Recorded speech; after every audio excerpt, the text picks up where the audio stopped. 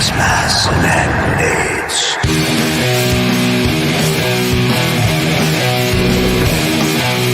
Gas masks and hand grenades.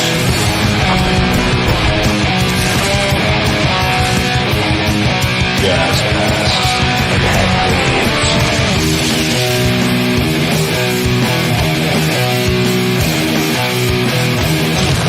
grenades. Gas masks and hand grenades.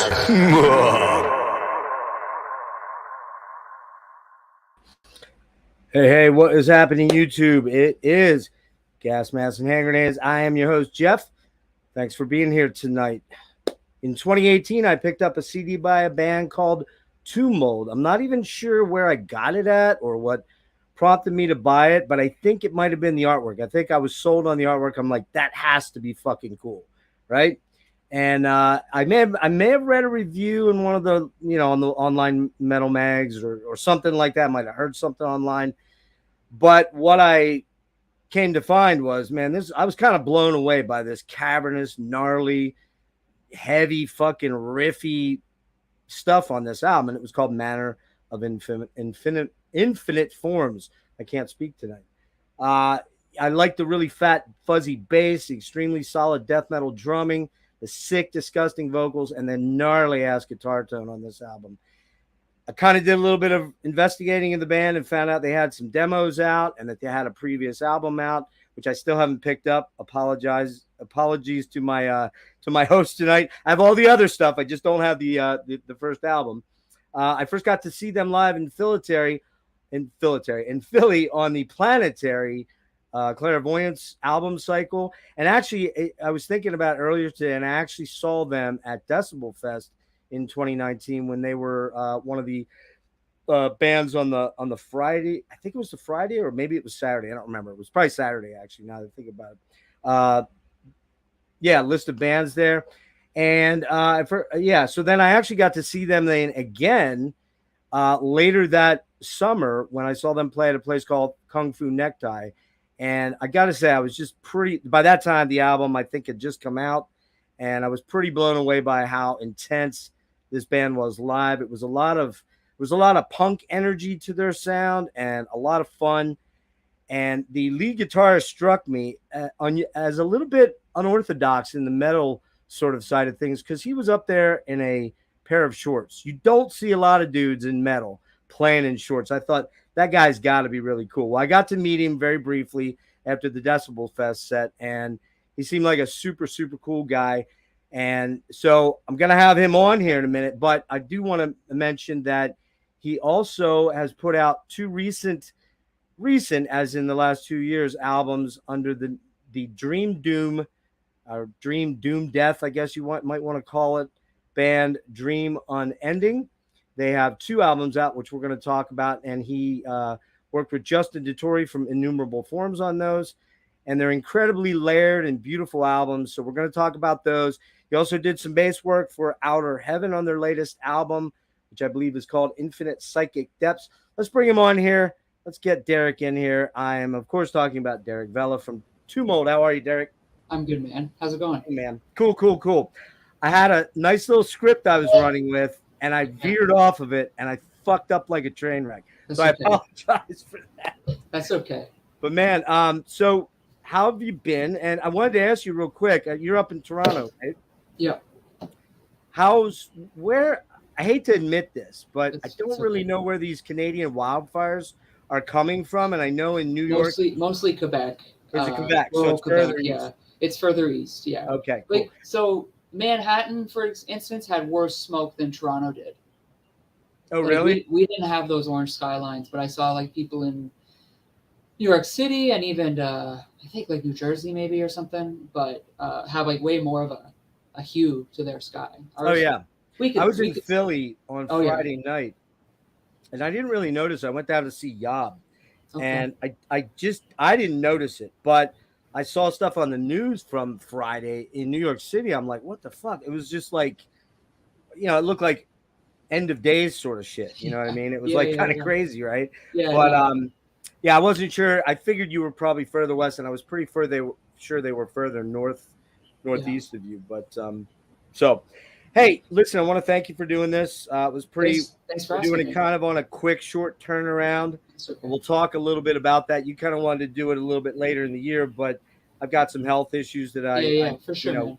kind of preclude that. So I'm really happy you're joining me tonight, and I Oh, kind yeah. of want to get in deep on you, the artist, and the band guy, and Okay. the different bands that you've gotten into. And I like to kind of run with a sort of set of questions that I start with Yeah. to kind of go back into your formative years. And just before I jump too further ahead, I think I'm quite a bit older than you. I'm 57. You're in your 30s? 35. Yeah. Okay, 35. So, So yeah. you Okay. know, touchstones that I have are going to be quite a bit different than yours. And I like That's to okay. see those. Yeah. It just makes it kind of interesting to see where, people that are into the various genres of music, and you are into a lot of music that I really love. We kind of hit Cool. some things back. I and probably forth. love a lot of stuff you don't love too. Maybe that's I possible. just because I love a lot of music. Yeah, you and me both, man. Hell yeah. I'm kind of like, I think you're an old soul though, to a degree, with regards to some of the stuff you're into, and I'm kind of like a guy that's in his late 50s really shouldn't be into death metal, extreme death metal. I mean, that's the prevailing thought process. My mom is like, "Why do you like this kind of weird music?" I'm like, "Oh, because it's the best. It's in my blood, man. I like the metal. I like the metal." So it is what it is. Let's back up and tell me about your first memories of music, and maybe about how that. I would imagine your parents are kind of my age, maybe a little bit older. Yeah, like right around there, actually. Right. So my first memories of music are the radio, and the radio that we would always have on in my house was like the alternative rock station. So my mom liked that stuff. So Pearl Jam, Soundgarden, Nirvana, bands like that. I remember hearing from her, and I remember not liking some of it and liking some of it.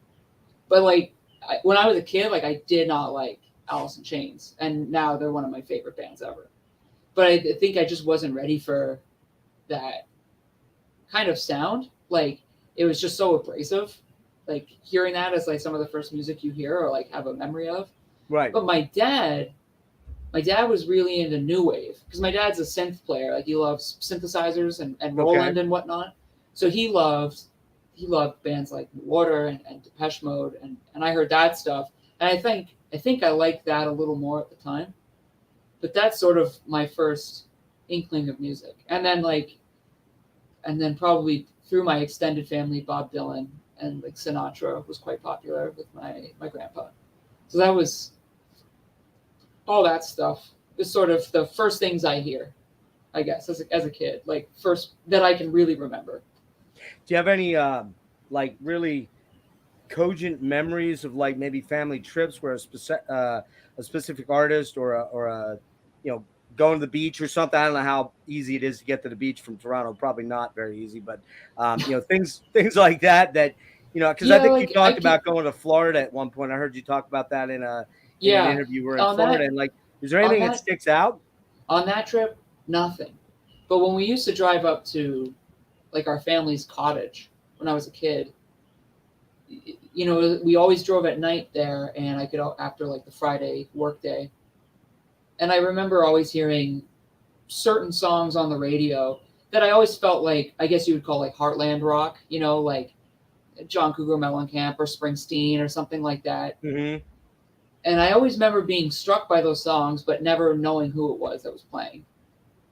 Like things like that. I think that's just those songs were so full of like spirit, like, it was hard not to feel good when you listen to them. What about legendary Troubadour, who just passed? Gordon much of a Gordon fan? See, I never heard any Gordon Lightfoot growing up. Okay. That was a later in life thing. No kidding. And even him, I have never dove into too hard. But another Canadian guy I like is Bruce Cockburn. Oh, Lovers in a Dangerous Time. And and If I Had a Rocket Launcher. Yeah, and then that 80s stuff is like super cool, but then so good. Some of the folk stuff he was doing before that, like what's that record called? Dancing in the Dragons something or other. That's an amazing record, and I don't know that one. It's oh my god! If I don't tell you the name of the album It'll cover, drive you nuts. You're like me. Yeah, I got you. Dancing in the Dragon's Jaws. Yeah, it's like 78 or something, and it's fantastic. Justin from Dream and Ending is also a fan of Bruce Coburn, but um, yeah, I think I heard that more than Gordon Lightfoot and Neil Young, like another Canadian guy. Like that was sort of you just the first song I ever learned to play on guitar was Unknown Legend by Neil Young, which is like a No later kidding. song, like a early '90s song off Harvest Moon. Yeah. Great album, by the way. Great album, Really great album. beautiful Overlooked record. Beautiful. A beautiful album. Yeah, like the title track Harvest Moon is like, oh my god, it's so beautiful. Incredible. Yep. But I on the Neil Young thing, for me, since I am older than you, mhm. Rust Never Sleeps was the big one. That was huge, hey, still one of the best, killer Pocahontas, killer track, So what year is that one? That's like 77, 8? Yeah, because that's like during the run of like there's like On the Beach, there's that, there's Tonight's the Night, which is like a very, very dark record. Yeah. But amazing stuff. Yeah. Okay. Yeah, killer stuff. So I mean, that's still Neil's one of my favorites too. I don't listen to him like I get in Neil, and I don't know if you're like this. I get in phases where I have to I get into this Neil Young phase or this Dylan phase or this Tangerine Dream phase or whatever.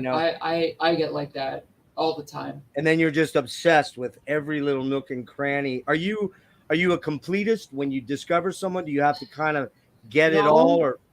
Not always. It really depends. And sometimes it will take me years. Yeah. It's sort of like, I'm trying to think of a band that spans, well, I might check everything out, but I won't like everything, right? And then I'll get really specific. So let's take Springsteen, for example. I only like Springsteen albums between the years of 77 and 87.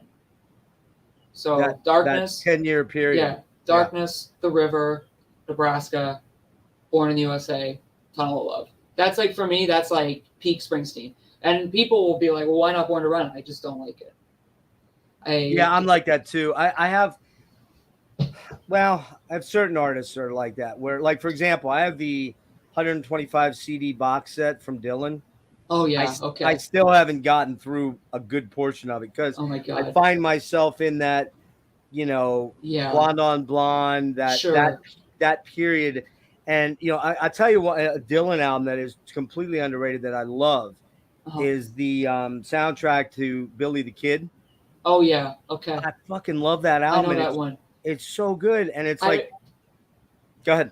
I've never been a big Dylan guy, but I grew up around people who were big Dylan people, so I'm super familiar. But I do like, what's the record he did with Mark Knopfler? Slow Train Coming? Slow Train, yeah. That record, it's good. Incredible. Like, great guitar playing too. Oh, I mean, I love Dire Straits. So do I, dude. Fucking amazing band. Yeah, amazing great band. So yeah, but it depends, and sometimes it might take me years before I finish checking out a band's catalog. Like, I can't. I think I used to be better at it, and now I'm not. I feel like what happens to me now is like I will just stick with the same 4 or 5 records for like a month. I'm a little like that myself too. I get sort of like that. I get tunnel vision, and I think this is one of my later questions, but maybe we can hit it now. Is like that.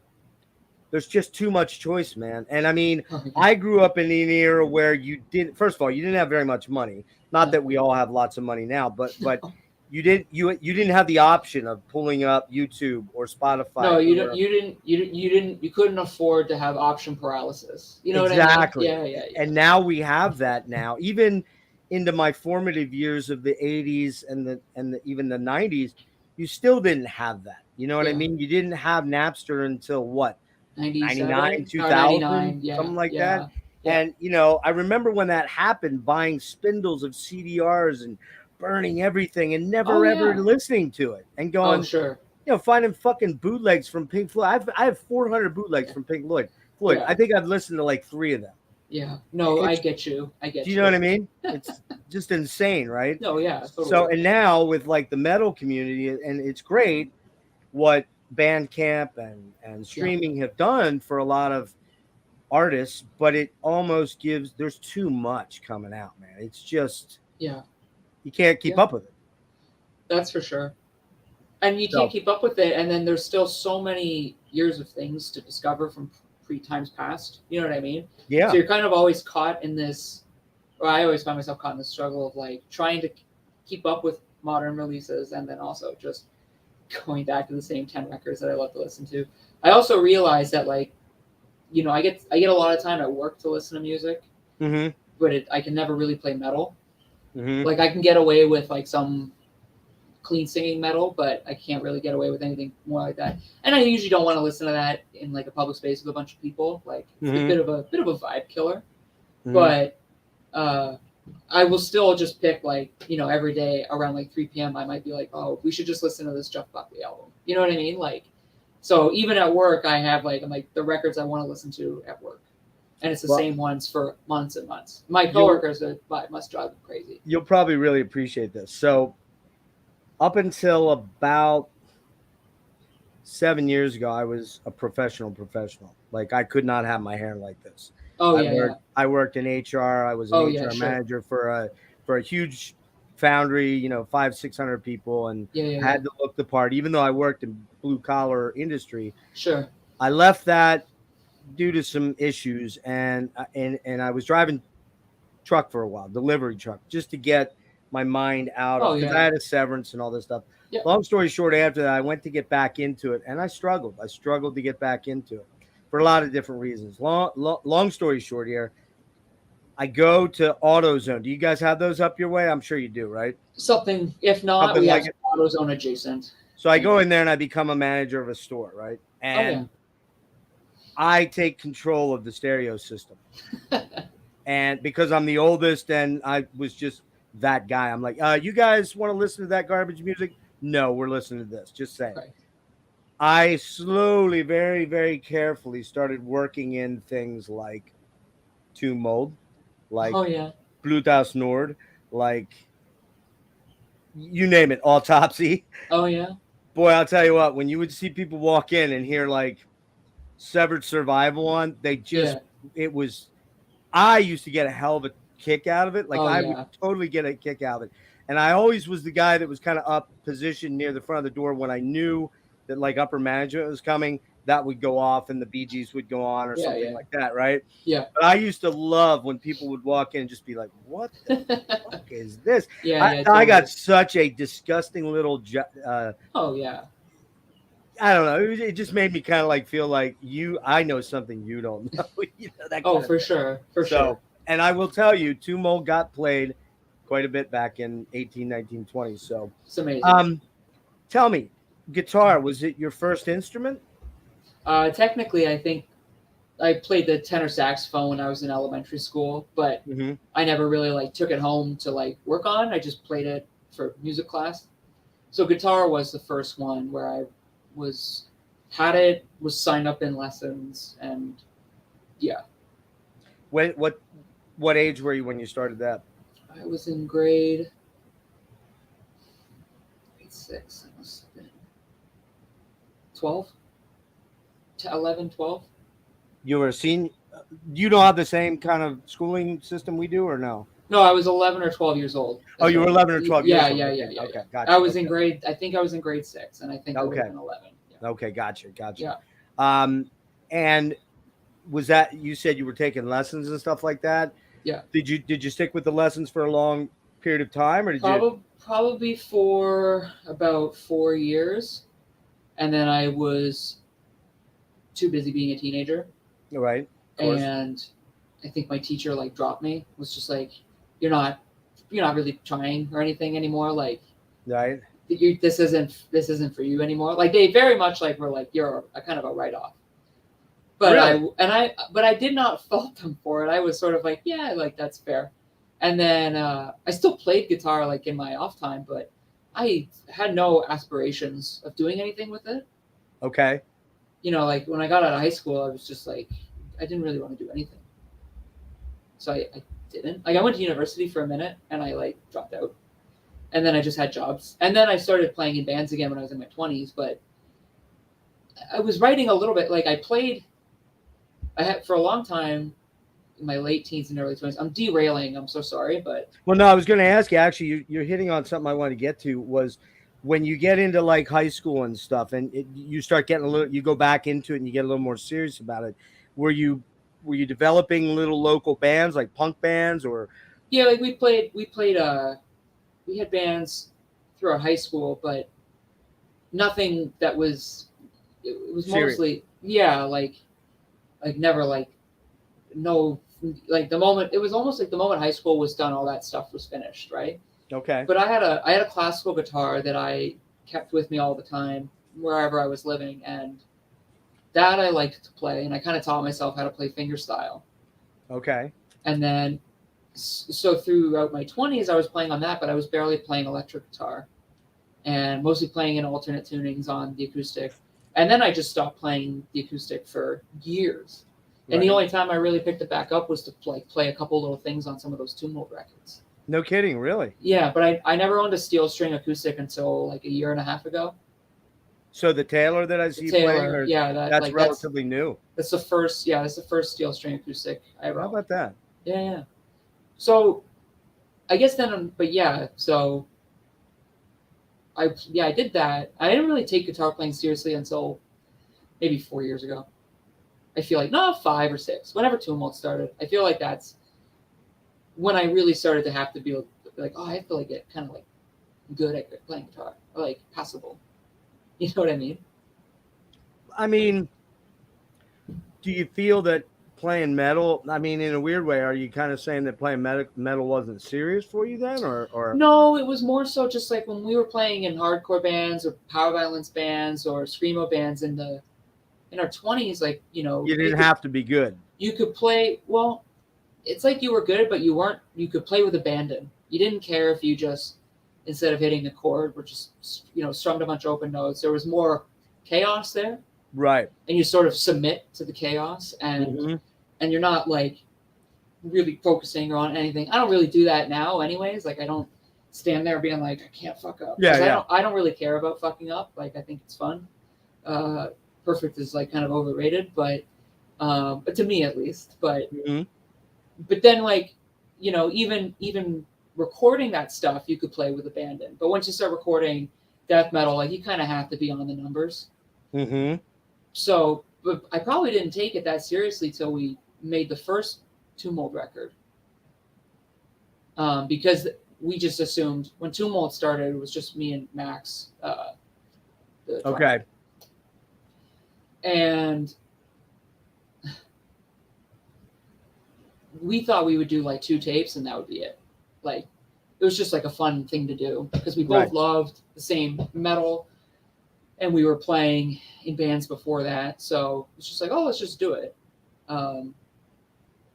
And then people really responded to it. And that was sort of, was it shocking? It was shocking. It was just like, shocking. We were just like, this is like strange, but very cool. But you and Max came from, well, I'm getting a little ahead of myself. Let me jump back in, and that's okay. That's not a problem with that. I just kind of wanted to get the formative stuff out of the way. So you're playing guitar, you kind of get into high school, you get a little bit more serious about, but you're still kind of like, whatever, man. It's, it's what it is. And I think, it's rare that somebody picks up the guitar in 6th grade and thinks, I'm going to be Andre Zagovia, or I'm going to be Steve Vai, or I'm going to be whoever, right? I mean, there's just too much coming at you as a young teen. As a teenager, you're probably interested in someone of the opposite sex or maybe of the same sex, who knows, whatever. But I mean, you know what I'm getting at. I mean, that kind of shit's happening. There's so many changes happening that, for me, the reason I picked up a guitar was because, well, chicks. I was like, man, it never worked. It never had. But that's in my head. I was thinking, no, this is the thing that's going to make it work. Right. And, I had many periods where I would play, where I took the lessons. I struggled. I go back to the days of where there was no YouTube. There was no helpers. So it was Mel Bay's primer, man. That was it. Mel Bay's, and you had the FACE and and I still can't read music. I still don't get Okay. it. I Okay. feel like the biggest dipshit in the world that I don't get it. I don't really need to. I can do what I need to do by my ears. I have a pretty Okay. well developed ear. I've got the scales and all that kind of stuff down. But what I found myself drifting in and out of periods of where I was serious about it, and then it took a long backseat to everything else Yeah. that was going Okay. on. You know, when I had Okay. kids, I didn't have a lot of time to Sure. sit down and play the guitar. And Sure. you know, I've been in a lot of bands, cover bands, things like that, but nothing always with people that weren't real serious about it. It was always kind of a, yeah, let's fuck off and waste some time, drink some Yeah. beers and do Yeah. that kind of stuff. Let's have fun with it. You know, not Yeah. that I ever sat down and thought, well, I'm going to be a rock star. It was never like that, you know. Right. But I don't think for you guys it was ever like that either, because, you know, you started kind of a punk band with Max, right? Before that, we were in a power violence band together with a future member of Tomb Mold, Payson. Payson, it was right? it was his band. Right. That's how we met. Max and I met. I had And was known that Nick- in college or high school or No, where?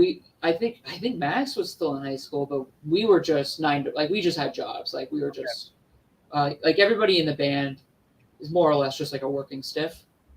But we were in our 20s, and Max is like a little bit younger than us. So Okay.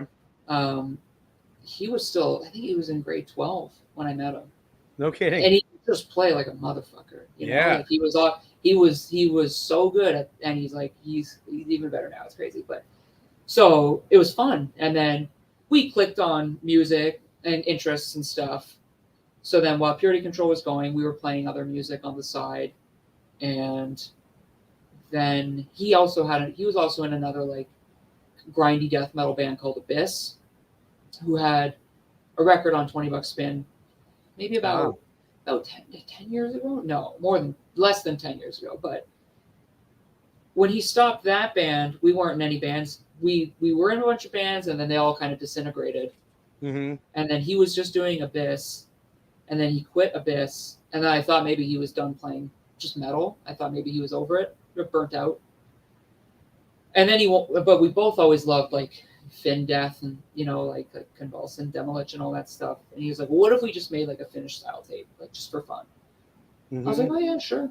So I wrote it, but it was sort of like he was like, okay, like write some songs. And I was just like, I don't know how to do that, but kind of just figured it out as we went. It was sort of the fun of it was like loving this thing, but I never learned how to play like Death or Morbid Angel songs really, or anything like that. Like I just never had any interest to, because I just always looked at it, I was like, oh, that's like hard. Like I don't want to do that. Like That's too hard. it's too hard. Yeah. Yeah. But then I had to actually start writing it, and then I started to develop like a bit of a knack for it. And then we just kind of kept going, and then the band became what it is now. It's still strange. As you're learning guitar, is there anything else you play other than bass, which most guitar players can? No, I know like the keys on a piano, but I don't play piano. I don't have room for like other instruments in my life. Like I feel like I have to commit to guitar, and I don't want to like try to take on other ones. Can you play drums at all? I can keep a beat. I'm definitely the second best drummer in Tomb Mold, but it's a very wide gap. There's a wide margin there, It's a right? very wide margin. I don't know about you. I mean, for me, man, I cannot move my hands and my feet. It's like chewing gum, and I can't. I can do a 4/4 beat. That's about it. Like beyond that, it's like forget it. I just don't. Yeah. My brain becomes scrambled. Give me some scales to learn. I can do them. Sure. But the drumming thing doesn't work. Were your parents? It sounds like your dad's a musician of sorts. Yeah. So was he Piano professional player. at all in any way, or No, he just was someone who took piano growing up and was pretty good at it, and then developed an interest, in synths and MIDI especially. So he always just like kind of plugging away on that stuff, but just in his spare time. I would imagine they're pretty supportive then of you as yeah, they are. I'm very happy to have supportive parents. Like I mean, we're jumping ahead, but like any piano or keyboards you hear on like a Dream Unending record, that's your dad. That's my dad. Right, which is super cool. And I mean, how many guys in like a metal band or like especially a death metal band could say, Yeah, that's my old man on the keyboard. Yeah, I mean, that's yeah. pretty fucking cool, It right? is. It's nice, and Yeah. it was cool to have him kind of involved and be part of it. And I mean, also like when I go to record those records, like he drives me and all my gear because I can't drive. Like so like even but that alone, I'm just like I'm useless without him. Okay, wait, you can't drive? No, I can't drive. Too scared. You know, that's truly bizarre. I just met who the hell else did I have? Oh, are you familiar with Andrew Lyles by chance? I don't Kind know of if I am. he's kind of a experimental, ambient, dark ambient, weird, strippy stuff. No, can't say I am. Okay, so I learned about him through. Are you familiar with Stephen Wilson, Porcupine Tree? Yeah, yeah. Okay, so I go way back with PT, like way back Oh, okay. to very early days. I kind of did a lot of stuff with their management for the band. Oh, cool. I started their whole Porcupine Tree North American street team and ran all that, Wow. and I got to know Steve very well and Richard and all the guys in the band, but Steve and Richard in particular, and Colin as well. Mhm. And Steve has like a side thing that he was doing back then. He doesn't do much of it now anymore, called Bass Communion. Kind of a I've heard that. okay. So Bass yeah. Communion is Steve's sort of ambient, dark Yeah. ambient, experimental thing, right? So he put out his third album for Bass Communion is called Ghosts on Magnetic Tape, and Okay. Andrew did a total complete remix of it, right? And so I got into him from that. This is like 2004, I think it was. Wow. And Andrew has just this eclectic. I think he might have 161 albums out, like albums, Wow. EPs. Yeah, it's just Wow. crazy. That's amazing. I mean, I'll send you some links because I think you might Please. enjoy some That's of prolific. it. Oh, super prolific. Well, did you hear the opening sequence, my opening intro? I did. Yeah, yeah, yeah. Okay, that is Andrew and I collaborated. Oh, on that. wonderful. Andrew wrote most of it, and I gave him just, I picked up the guitar and was like, hey, man, can you take, and I gave him some chordal ideas, and he came back. He's like, well, do you want it proggy like that, or do you want it metal? I'm like, make it metal. He souped it all up, took my direct messages. I just went, gas masks and hand grenades. And he did all kind of crazy work with it. Awesome. And then Lustmore. Are you familiar with Lustmore? Yeah, yeah, yeah. Okay, so Brian Williams, I just interviewed about 3-4 weeks ago, and Brian wanted to hear the track. I sent it to him. He fucking sent it back to me, edited. I didn't even ask him to do it. I'm like, what? That's amazing. Long story short, my buddy That's did it. My buddy and I collaborated on the video sequencing, and boom, just like that, I had this killer it's amazing. intro. Just amazing people, amazing people, amazing. That's people. awesome. But the reason I brought up Andrew, there was a reason I was going down that hole. I can't drive. I'm sorry. Oh, he can't drive, and he's in his mid 50s. I'm like, hell yeah. I was like, dude, I was ready to kill somebody if I couldn't drive at 16. I was like, I must get away from my parents. Yeah, no, it freaked me out too much. Still does. But that's kind of nutty. I mean, I'm not making fun in any way, shape, or form. But everybody does. It's okay. It's just crazy. I can't imagine myself. Was your wife drive? I imagine she does. She does drive. Okay, yeah. There you go. You're good to go then. I'm safe. Yeah. So I guess what I wanted to find out then, in addition to that about your parents being supportive, was when you're learning guitar, when you're at 6th, 7th, 8th, 10th grade, yeah, are there any specific guitar players that you could point to and go, okay, that guy was a definite influence? And obviously it's probably not going to be metal, but like early influences on your playing that you can recall. Ace Frehley, his first guitar player I really liked. Eddie Van Halen. But Ace Frehley seemed more attainable than Eddie Van Halen. So way more. Yeah. But then now like when I still like Ace Frehley's playing, but I'm like way more spellbound by Eddie's playing like at this point in my life. Like and not just because it's more technical or crazy, it's just like there's just this spirit that runs through all of Eddie's playing that is it's so singular. Like, oh yeah, like you watch him play and there's a lot of joy in his playing, but you can hear it just with headphones, and that's like I feel like that's really hard to really get across unless like and he's so good at it. So I love his playing. But anyways, I liked those guys. I liked as far as acoustic guitar players, I really like Leo Kottke. Mm-hmm. And then as far as like the like Guitar Hero dudes, like I like Satriani quite a bit. I still like Satriani quite a bit. But those guys for sure.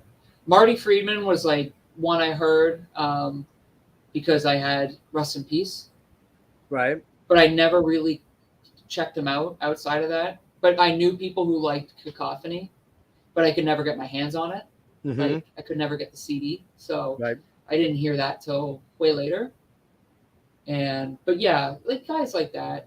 Mostly. So I have to ask you, as a Torontoan, Yeah. I have to ask about the Holy Trinity. Well, the duo Rush. Holy Trinities of Rush and Lifeson and Triumph and Rick Emmett. Yeah, Rick Emmett is good. That's a guy I didn't get into till later in my life. But in high school, Right. I didn't like Rush. I got into Rush like after high school. Okay. A lot of like classic rock and like prog rock. Not even prog rock, just like high school prog rock is Rush and Pink Floyd, pretty much. Like, Proto prog metal. Yeah, I didn't get into any of that until I got out of high school because I just didn't think it was all that cool. Like at some point in grade 12, like I'm probably not listening to Satriani anymore, and I'm probably not listening to like that Megadeth tape as much. But Rush I got into later. My dad always liked Rush, but yeah, those kind of things now I do love. Triumph, yeah, I like, but I like Rush like more. That's like the best Canadian band, maybe. Now say that again. I think Rush is probably like the best Canadian band. Yeah, well, I mean, Rush is my all-time favorite band forever and ever and ever. I've spent obscene amounts of money seeing them 100, like it feels like 100 times. It's only in the 50s, but it's a lot of times. Yeah. And even got to meet Getty and Alex back in 2007, which was It's amazing. Was like I literally felt like I was in a dream. Like it just didn't feel real. That's incredible. They were probably quite nice. Oh, dude, they were typical Canadians, just beautiful people for the most part, right? That's great. I've met all the guys in Voivod, wonderful guys, just killer guys. I've met Rick Emmett, beautiful human being. Yeah, cool. I've even met the guys in like Frontline Assembly and guys like that where you would think they're scary dudes, but they're not. They're Canadians. They're just beautiful people. So Canadians are my favorite people. Anyway, what's your favorite Rush album? Favorite Rush album, without question, 100%. The first one I came in on, which was Hemispheres. Oh yeah, okay. Which is kind of the apex of their progginess, I think you'd kind of say. I mean, don't get me wrong. I think everything from, I think Rush kind of put out everything from Fly By Night through Power Windows. Wait a minute. Yeah, Power Windows 85. Yeah. Hard to find a single album in there that's not stellar. And believe it or not, like 2112, Fly By Night kind of lower down there. I love Necro. Yeah, 2112 is not a record I go to much. Me neither. It's sort of a record where I'm like, I don't think it's bad, but it's just not for me. But it's sort of you don't get this. It's like Born to Run by Springsteen. I don't really like it that much. But without it, I don't get Darkness on the Edge of Town. Right. Like, you know what I mean? And 2112 is like, it's really the setup for when they're like, we're like a prog band now. Yeah. Yep. I think Farewell to Kings, Hemispheres, Moving Pictures. That's my favorite. Moving Pictures. Yeah. I mean, it's just so goddamn good. Signals is an incredible album. I love that album. So my wife's favorite is Grace Under Pressure. I love Grace Under Pressure. That's Great so record. Underrated. It's such a good album. Yeah. And again, I'm taking up too much time on Rush here. I'm gonna hear it in the comments. Everybody's gonna be like, "All you ever fucking do is talk about Rush in your interviews." It's like, okay, all right, sorry, man. Tell me this: did you ever do the talent show thing in high school at all? No. No. Weren't there? Hadn't arrived yet? No. I did play when they did musicals. I would play in the band. I would play bass for the band usually. I think one year I played guitar. That was like as close as I got to like actually doing anything with this, like as far as that stuff goes. I mean, that's a scary thing to do. My oldest daughter played, get this, Midsummer's Daydream Oh yeah. from Rick Emmett. Yeah. My daughter can kind of, I'm a pretty good finger picker. My daughter can beat my ass to a Really? pulp. Yeah. That's amazing. Yeah. Yeah. Now, she'll tell you in confidence that the old man kind of taught me everything I know, kind of sort of thing. But she's just amazing, and I got her into That's awesome. the Rush, the Triumph. She loves Rick Emmett. Got to meet Rick Emmett, which was super cool when we saw him play live. And but yeah, I mean that did that in front of about 300 people at the school auditorium. I never would have been able to do that. There's no way I could have got up, and I just would have been too scared. Anxiety would have overwhelmed me. Who's your favorite fingerstyle guitar player? Fingerstyle? Yeah, like or acoustic guitar player, whatever you want to call it. Well, I mean, Martin Knopfler absolutely is up there. Okay. Wow. What about like solo acoustic or something like that? Which like who's your go-to guy? Who I really like that nobody talks about a lot is Adrian Legg. Do you ever hear of Adrian Legg? I've heard the name. I couldn't tell you an album name or anything like that. Really, really stellar, man. I think you'll totally love Adrian Legg. Just a stunning player. I'm trying to. How would you classify as his playing? Is he like a tapper guy or is he? No. Okay. All Just fingerstyle. all fingerstyle. Complete, okay. Yeah, complete, but not classical because steel string.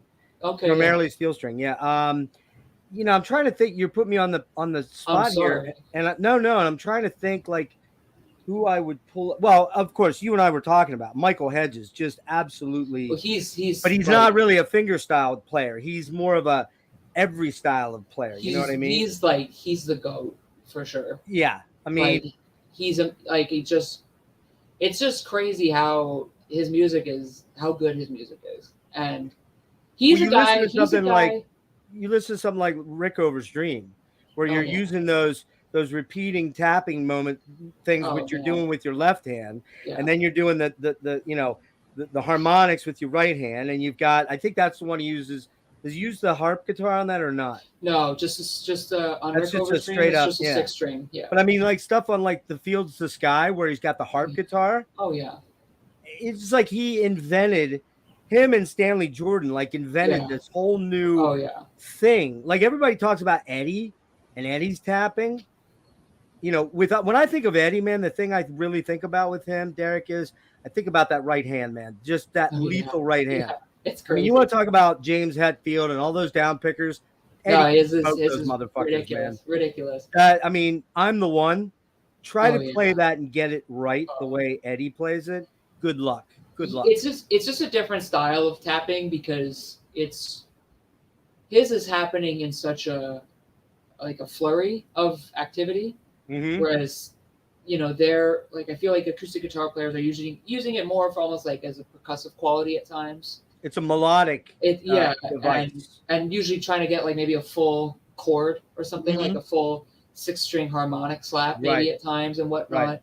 But and the thing about Hedges is that he was also, there's a lot of guys out there who can do that stuff now, but the level of like his songwriting ability, like his songs are so good. Like they're so well written, they're so memorable. Like that's a thing where I think that sets him apart. He's like the kind of guy where like your favorite guitar players, like that's their favorite guitar player. Like exactly. Who's the famous one? Greg or Dwayne Allman, one of the Allman brothers, really liked him. Oh, Dwayne? Oh, I can't remember which one. Dwayne or Dickie Betts? Dwayne Allman? Not Dickie, but one of the. I think it was Warren Dwayne. Haynes.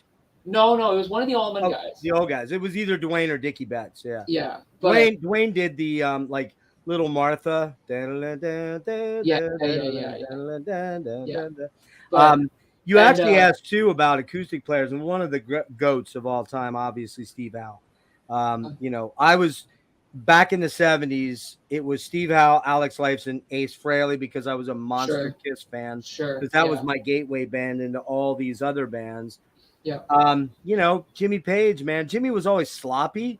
Yeah. Well, on record he's good, but live it was. Yeah, he was always sloppy. Kind of a mess. Yeah. But still, think about things like Going to California live, where he's playing the double drop D, and you're like, just so fucking cool. Or, what's the song in the C6 tuning? Oh, I don't remember which one. I'll think of it. Because Jimmy was using all those really weird alternate tunings that you didn't hear played much unless you were a real folkie. The Yeah. folkies were playing all those, drop D. Everybody thinks that drop D came around, with grunge. Nope. Right. No, Nope. it was Nope. yeah. Go way back into the 60s, man. It was way back then. Oh, yeah. It's bands like King's X, which we're going to talk about soon.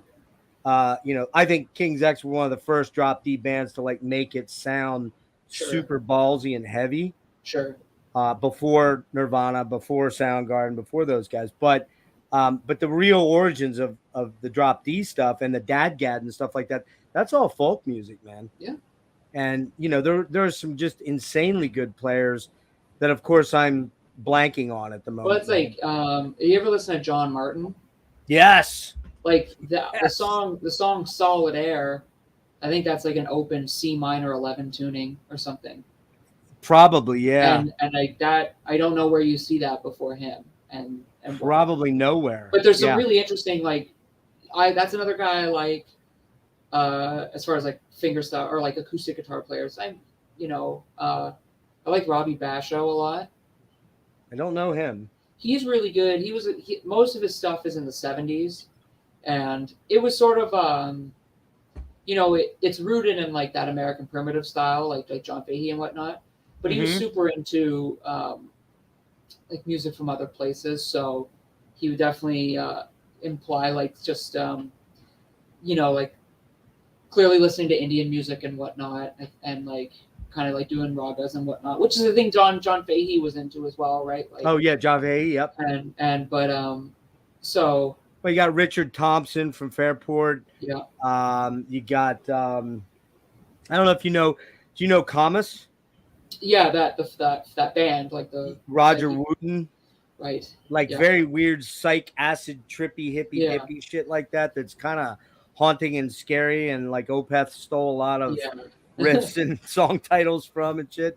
The guy that I really hang my hat on is a Canadian guy named Don Ross. Stellar player. He's probably like my favorite. Like he's the one I listen to the most. I've been listening. He was the first one where I really was kind of really drawn in. Like I liked Hedges and I liked Cocky by the time I got out of high school and whatnot. But Don Ross was the one I saw where I was like, I like the way he plays. Like there's an energy and an intensity to how he plays, and he's incredible. I finally got to see him live earlier this year. Came out to Toronto and played, and it was just incredible. Nice. He is playing he plays in that way that like Joe Pass kind of plays, where you just do it, and if you screw up, like you're not fazed by it, like it's just part of the act. Like you just keep playing, you just make a face, like you shrug it off, and it's funny. Like Don Ross is king for that, but just these amazing just moments of just. I don't know. He can really tap into something with me. He's someone I really like. Cool, man. That's great. What was your first concert you went to? Tom Jones. Tom Jones? For real? Yeah. Now, I was going to ask you this later. Did you go to concerts with your parents when you were younger? Just a couple. Tom Jones, Bob Dylan. But then mostly just going to like local punk shows and stuff in Toronto throughout the years. But I think those are the only real shows I went to with my parents. I've gone to some shows, I think, like later in life, like with my dad. Right. Like my dad and I went and saw Killing Joke together in 2010. I love that fucking band. Yeah, they were doing, they had put out a new record, but they were doing the tour with like the OG lineup. So they were playing like the self-titled record in full. Mm-hmm. So my dad and I went to that together. One of the greatest bands live you're ever going to see, man. So, man. Yeah, so his presence is so. Jazz is fucking incredible. You know so what intense, man. I met Jazz before the show, and the last time I saw him in September of 18 or 19 for the 40th anniversary, and he walks up to me, and I'm with my kid, and he says, I introduced my son, and he says, "Your boy, you smoke pot with him?"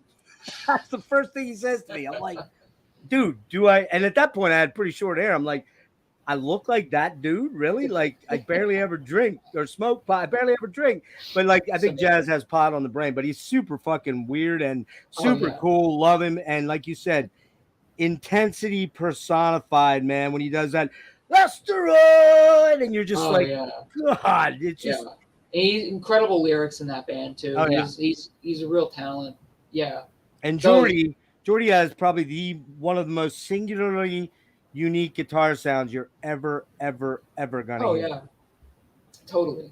Yeah, I like that band a lot. That's a band where I've never heard every record, but I like the ones that I like. The ones that Did Dad get you into them, or no? I got him into. Oh, you got into them. Okay, cool. Yeah. That's awesome, man. Yeah, it was good.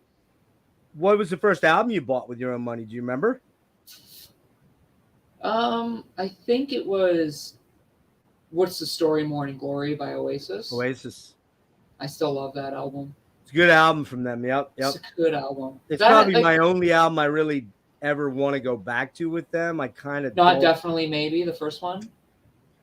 There's some bangers on that album. Well, wait a minute. What's the one with Champagne Supernova on it? What's the Story? Yeah, that's the one. Yeah. Okay.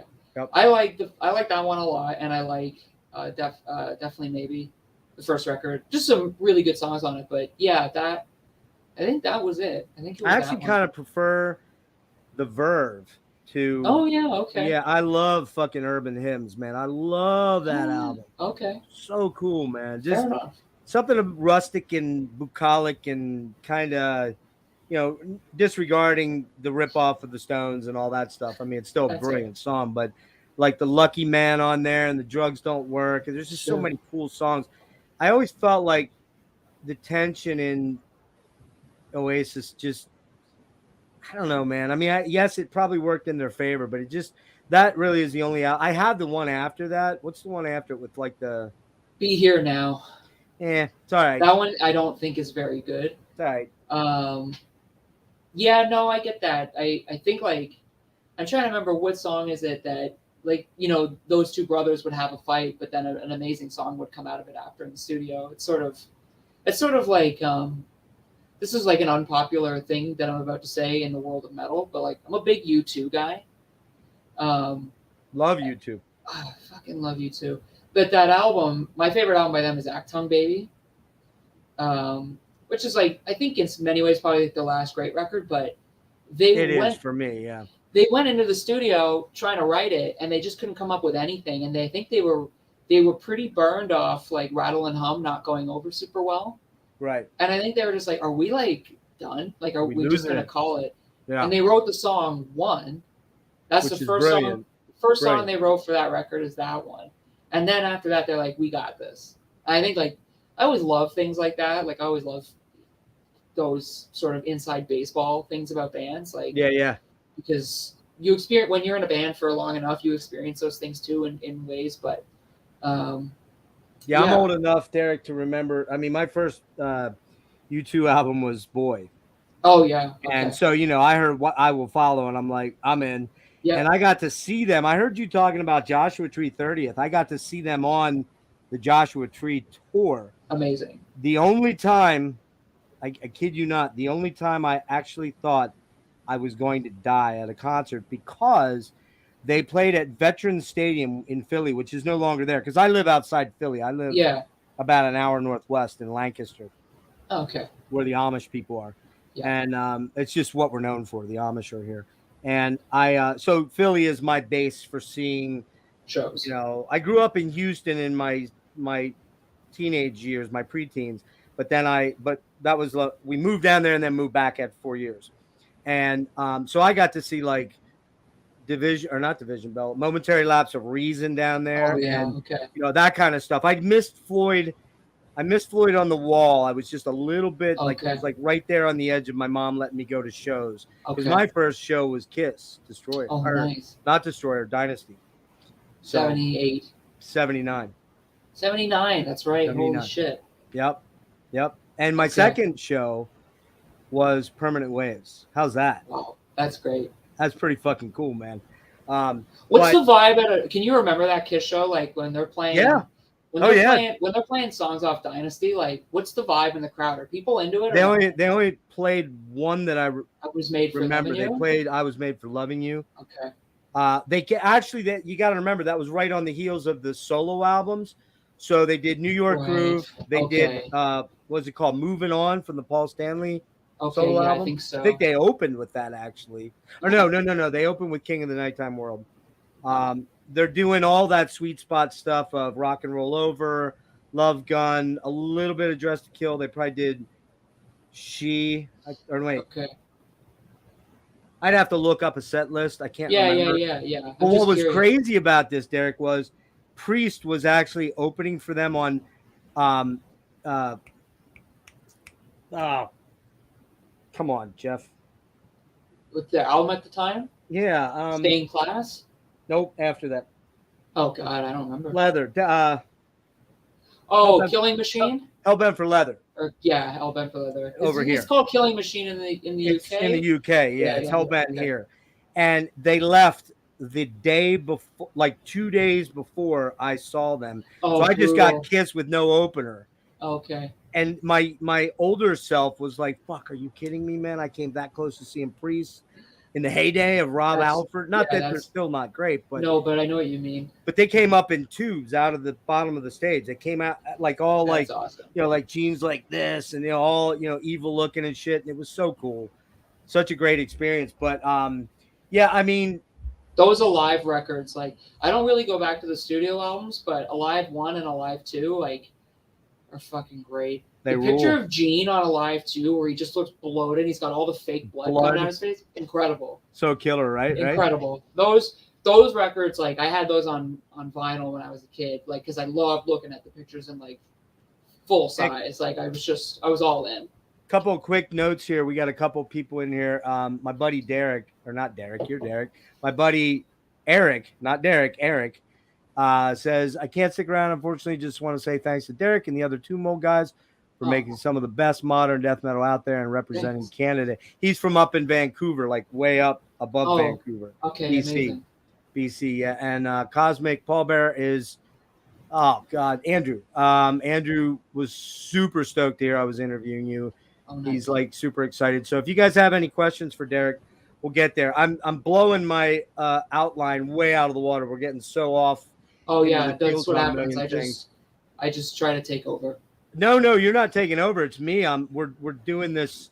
We're nerding out on tunes, and I knew we would, and I knew that was going to be probably a problem, but not a problem, but one of those things. So tell me this. So you have the Power Violence hardcore band Purity Control, and you're in your early 20s, you said, and Max is senior high school or something 18 like that, or somewhere in that range. Did you take your name for that from the X-Files by chance? Payson did. That's Purity Control is like all of Payson's stuff. Like we were just in the band, and then he's like an X-Files. Like we're both X-Files guys. Oh, but he's really an X-Files guy. Like nice. But yeah, like definitely from that. But very cool. Yeah, great show. And then of course, Two Mold comes from Bloodborne. We'll get into that in a minute. Yeah. Which was like sometimes feels like a curse more than a blessing, but why? Because everybody wants to talk about that first, or everyone wants to talk about Bloodborne, and I think people now like I just hope people still don't look for it in the music. Like it's like it's not there. Like, well, here's the thing: when we came down to see you in 2019, my daughter and I, and she's like, "Who are we going to see again?" I said, Tomb Mold. And she's like, "Wait, what?" I'm like, Tomb Mold. She's like, that's like, I don't even know what she called it. Derrick, I know nothing about gaming. I'm too old for that shit. She's like, that's a something in Bloodborne, Dad. And I'm like, I don't even know what you're talking about. What language are you speaking here? So I had no clue what that meant. And she's like nerded out completely and thought that was the coolest shit ever. But we'll get to that in a minute here. So the Purity Control, which I had not listened to until very quickly today, because I'm not a punk dude, not very much. Yeah. I like, Cro-Mags, a little bit of Agnostic, a little bit of Dead Kennedys. I really like the Bad Brains, but I don't. It's not a sweet spot for me. It's just isn't. I don't know if I'm just too old for it or just not. My head's not there. But you guys are heavy, man. It's fucking really. super intense. like aggressive, grindy. When we used to play shows, it was just a free for all. It was always a lot of fun. Did you play a lot of shows back then? We played a good handful in the city, but we never toured with the band. But yeah, it was always fun. And I still like those records. Like we still. How'd that all come together? Payson started it with a couple other people, and he wanted a second guitar player, and he needed a new drummer. Payson and I were friends before that. He asked me, and then he's like, I learned about this guy named Max through somebody else, and he's really good. And I was like, all right, cool. And yeah, it was fun. It was like probably like the first like band I had played in a while, but it was fun. And then when Max and I started doing Tumult, and we needed another guitar player, I was very happy to like have Payson be in the band. But Mason actually sings in Purity Control. Payson sings in Purity Control, but he did play guitar before I joined. Oh, okay. You do guitar and vocals live. Gotcha. And then for a bit, he kept doing that, and then after he's like, I'm just going to do vocals. I was like, all right. But yeah. There's some funny footage out there on YouTube of you guys. I don't know whether you're in a rehearsal room. I think you're in a rehearsal room. Have you seen that? I don't know. I was going to pull it up. Oh, don't, please. No, you don't want to say? Okay, all right. No. I was going to do that, and then I thought, I better check with him first, and I forgot about it. So that's okay. But the funny part of it is it's definitely rehearsal footage of you guys. A lot of it's on Payson, and he's actually singing, and you're sitting down. Oh, we were doing a radio show. Yeah, that's it. You're playing a telly. Yeah. And is that Max on drums? Yeah. Because Max has hair, number one. Yeah. Well, he has hair now. Oh, he does have hair. Yeah. Okay. Yeah, he's not doing the cue ball look anymore. No. And he looks like he's about 18 years old. He really does. That's because he's probably 18. Okay. Or he's 19. You look exceptionally young too, actually. Oh, I mean, people still think I look young from my age, but yeah, I was a baby. I looked like a baby.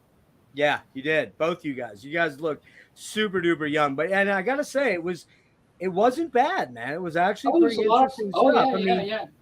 It's just like quick and dirty, like grindy music, But it was fun, and that was like the first time. And I wrote a couple songs for that band, and that was like the first time I had to like try to string like heavy riffs together to make something. But I always thought that was like way out of my wheelhouse, and then it was like a thing like the Tumult. It's just like I just learned how to do it as I went, It makes it fun. It makes it fun. I'm just checking I'm old, so I have to jog my memory with a few things here. Okay. So you didn't do any real significant touring like outside of Toronto. You just did local shows, like DIY shit, right? Yeah. And then you put out 2 cassettes of that. Were they demos or actual real full recordings? Those were demos before I joined, but then we put out 2 7-inches. Okay. That me and Max both were on with Payson and the bass player. And those are kind of not easy to find now. I mean, they're kind of pricey on Discogs. Yeah. Yeah. Yeah. No. I think I still have my copy somewhere, but I don't know where. That's funny. Every musician I talk to is like, yeah, I have copies of that somewhere, but I have no idea where that shit is. Usually what I do is I give one of everything I do to my dad. So then if I'm ever like, I really need this, I know where it is. That's a good plan. Yeah. That's a great plan, actually. Yeah. Yeah. So you guys go from, and then at this point, just doing that thing. How long a period of time was that? For like about 2 years? 2 years or so. And there was never any real interest from any like labels or anything like that? I think one of the 7-inches was on like a small local label, but not anything like, no one was coming to us being like, do you want to do a full length or anything? Okay. We also didn't really know how to put ourselves out there. We weren't touring or anything too, right? Like, right. Yeah. So, but no, it's just one of them we self-released, one of the 7-inches, and yeah. Yeah, it's hard as a punk band like that, power violence punk, whatever, to get any kind of traction on a more wider scale if you're not going to jump in the van and slum it for 2 weeks, opening in people's basements or in really shitty bars or that kind of stuff. For sure. Like that. Yeah. For sure. So you go from Purity Control into Tomb Mold, and you kind of hit on it a little bit. Can you go back and kind of reframe that story about how you and Max decided to move in that direction? What was going on there that made you decide to do that? Well, we both like I said, we both like Finnish death metal, and like those old Finn death bands, like that music is like pretty easy to play. Like it's like the easier side of death metal. It's like more meat and potatoes, not a lot of flash, except for like then you get into bands like Adramelic or Demolish, and then it's more angular. But even still, they had these like awesome, just like mid-pace riffs or slow riffs, and bands like Convulse or Pertinence. Like we just kind of like love that stuff. So we were like, okay, well we can like try to write that, and we liked bands like Autopsy and Terrorizer. So it's just like sort of combining those two things. And then from there, though, then it was sort of like we make that first tape, Bottomless Perdition, and then we get offered to do a record by Blood Harvest. So when we get that offer, we sort of say, yes, we'll do it, but we didn't really know what we were going to write for like a record. Like, right. It was just sort of like, oh, here's a song idea. I really like that record. It's super charming because it's just, I still can't believe we like made it. Like half of it. That's the only one I don't own, dude. I'm sorry. Oh, man, that's okay. Half of it we recorded in like Max's basement. Like we were only tracked the drums and one of the guitars like in a proper studio. Right. And because we were doing it on a budget, and it was a lot of fun. But yeah, it was just sort of like, well, like let's just write a record. But we just weren't. There was no big concept to it. There was no like, I have an idea of like how all these songs are going to flow, right? Like I hadn't really gotten into that yet. You're learning on the fly. Yeah, pretty much. And then that was like a big confidence builder for us. And then while we were waiting for that record to get made, we did the second tape, The Molting. And then after that is when we become a full band, and then we start doing Manor and Planetary and all that stuff. Yeah. You mentioned Finnish death metal. You like this one? Oh, Gorman. They're from Sweden, right? Are they? Yeah. I thought they were Finnish. I think they're Swedish. But that's the Ending Quest. That's an amazing album. Damn, I feel stupid. Are they really from Sweden? Well, they don't sound, well, they kind of sound Swedish, but they have a sound that I feel like is not typical of what was happening at the time. It doesn't really say where they're from. It says Germany, recorded and mixed in Germany. So you might be right. Maybe you're right. I always thought they were fucking Finnish. I mean, obviously, Convulse. What's it? Adramelic? Yeah, Adramelic. Yeah, they're from Sweden. Are they? Okay, my bad. I feel kind of dumb. I feel kind of stupid now. No, don't. So, how did Blood Harvest come to email your attention? Because you guys had 2 demos. How'd that work out? Just one at the time. Oh, just one? Okay. They emailed us and we said sure. How'd they learn of you? Did they even say? I'm gonna guess Bandcamp. Really? I think so. Well, at that point, we had made the first tape, sold 1 press of it, maybe out of 50. And then I think like Decibel did a demo listen column about us. And I think that was the only real exposure we got at the time. And I guess maybe that's how Rodrigo learned of us. I'm not actually sure. I never really asked. But we were like, sure, we'll do a record. Like, we'll give it a try. And then, so you guys do that album, and that's Primordial Malignity, right? Malignity, yeah. Yeah. And the one thing I notice about that versus the 2 later releases is that your songs are much more condensed. They're not as long. They're not like spiraling out. Yeah. Right. Yeah. What kind of and initially it was you and Max that did the demos, right? Yeah. And the actual first album, right? And the LP, yeah. How then does Payson come into the fold? You just decide you needed there was a desire to play live, or? Yeah. So we needed a second guitar player. Mm-hmm. And we had our friend Steve playing bass. And then yeah, that was it. And then by that point, I was like, we have these 2 tapes in this CD or this album. I was like, but I'm working on new stuff. And so then, like, when we made a tape after the first LP, after the molting, we made a tape called Cryptic Transmissions, which has 2 songs that end up on Manner of Infinite Forms. Right. So those were like the first 2 songs I write, I think, post all the stuff with just Max and I. And that's when songs are getting longer. There's more parts, less of a, verse chorus format to it. Right. A little bit more like just labyrinthian, maze-like. Progressive. I mean, there's definitely yeah. And probably not a word you want to necessarily back then. You probably would have wanted to hear, but it's definitely there now. It's something that's a word I think about with like newer tumult, but less with those two, the second and third LP. Even though they are in their way, I just don't consider them as such. I do. I definitely hear it, but that's just me. But it's like, but yeah, I some of those songs, like, it's funny. We were relearning all of Manner of Infinite Forms because we played a show on the weekend where we played the whole album. Yep.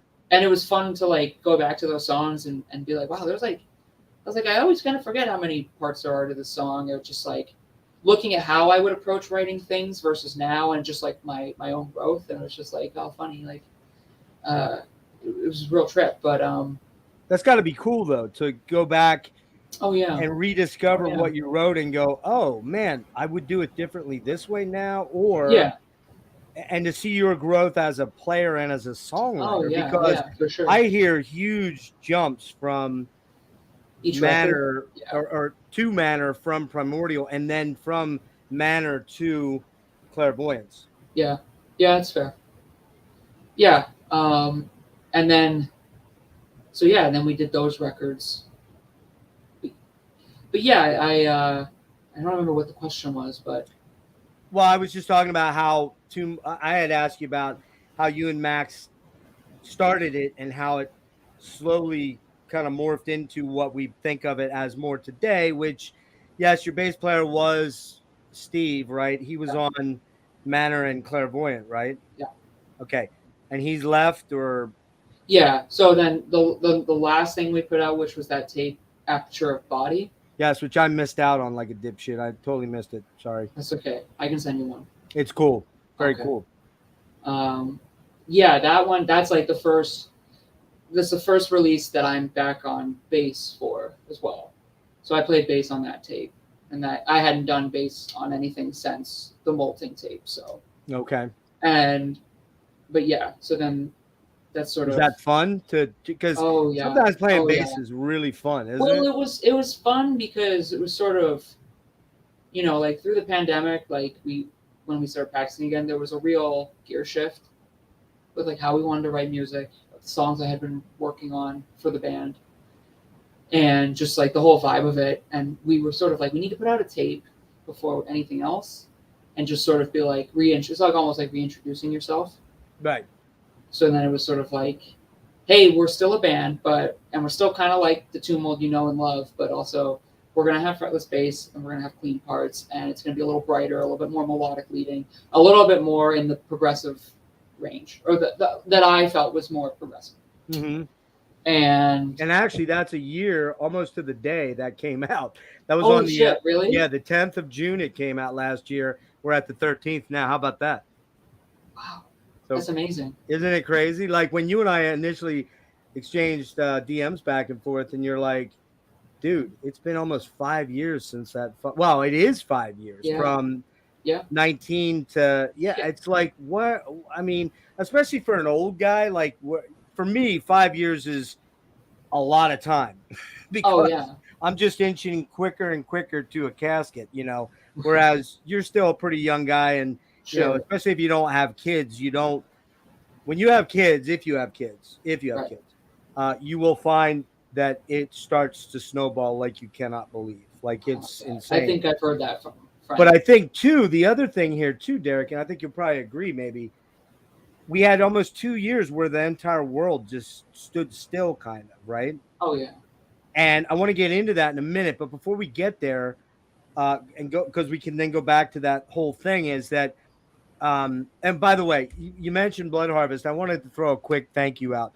You know these guys? Yeah, Cryptic Shift. Okay, so Cryptic, Xander, if you watch this, thank you so much, dude, because I just got this in the mail today from Xander. That's awesome. I interviewed Xander back in February. I interviewed Oh, him. amazing. We played with their other band when we were in Europe or in the UK, Slime Lord. Yeah, Slime Lord. Great guys. Great bands, too. Great bands. Cool guy, great guitar player. Very really interesting young guys. He sent me, I already had the album, but he sent me the version with the, I can't even fucking read it, man. It's pleasure. I don't even know. Pleasure something plasma. It's the DVD or I don't know what it is. It's the demo stuff. And he had said he was going to send it to me months ago. He finally must have maybe there was a postal strike. I'm not sure. But Xander, if you're watching, thank you very much for sending this to me. And they're on Blood Harvest, by the way. So real quick to get moving on from there. The molting and the cassette that was then the compilation of the two first cassettes, right? Yeah. What's it called again? The molting and Bottomless Perdition. Thank you. That was then put out on CD, right? Do you know if that was mastered from the tapes or was it? I don't remember. That would have been. I think maybe Max might have sent it to get remastered for vinyl by Will Killingsworth, who mixed and mastered the first LP. Okay. But Max would have taken care of that. Okay. Not involved. But I think that came out on CD, right? CD and vinyl. I don't know if they still have that. I'm gonna have to look for that because I'll have to go over to Blood Harvest and check. I didn't have time to dig into that, but that's something to look into too. And Primordial, can you still get that? Because it was only 500 copies initially, right? They've repressed it a couple times. Okay. I think you can still get it. Maybe. I don't know. Have to look on Blood Harvest. They own that one? I guess so. Okay. Let's see. You said you actually kind of tipped it off here that Max had a relationship with the $20 spin guy, and I don't know his name. Dave, did you say? Dave, yeah. Dave. So he had a relationship with him. How did that come about then, the deal with $20 to get Manor? Actually, I came through me, actually. Okay. Because I remember contacting someone I knew who knew Dave, was like, hey, Dave's trying to get copies of your first record to sell on his shop. The distro, right. Yeah. So I got in touch with Dave and I was like, hey, I will CC you on an email to Blood Harvest so you can get some. And he was like, oh, thanks. And then he was like, I think the record's great. And I was like, oh, thanks. And then at some point, we were just talking about something or other. And I think he was sort of like, if you think you ever want to work together, let me know. And I was like, oh, yeah, sure. And we got to talking about it. And then that's sort of, I think around that time we had just put out, that's what happened. We had just put out the Cryptic Transmissions tape. Demo, right. And I had messaged him asking if he wanted copies for his web store. And he said he did. So I was like, okay, I'll send this out. And then he was like, if you want to work on something together in the future, let me know. And I was like, I would. We talked about it as a band, and we were like, yeah, let's totally chase it. So we did, and I was like, we actually have an LP more or less written and ready to record. And he's like, okay, well then let's do it. And then that's how Manor of Infinite Forms happens. So Manor, you already had that stuff written after Primordial. You've been working on that stuff then for quite a while. Yeah.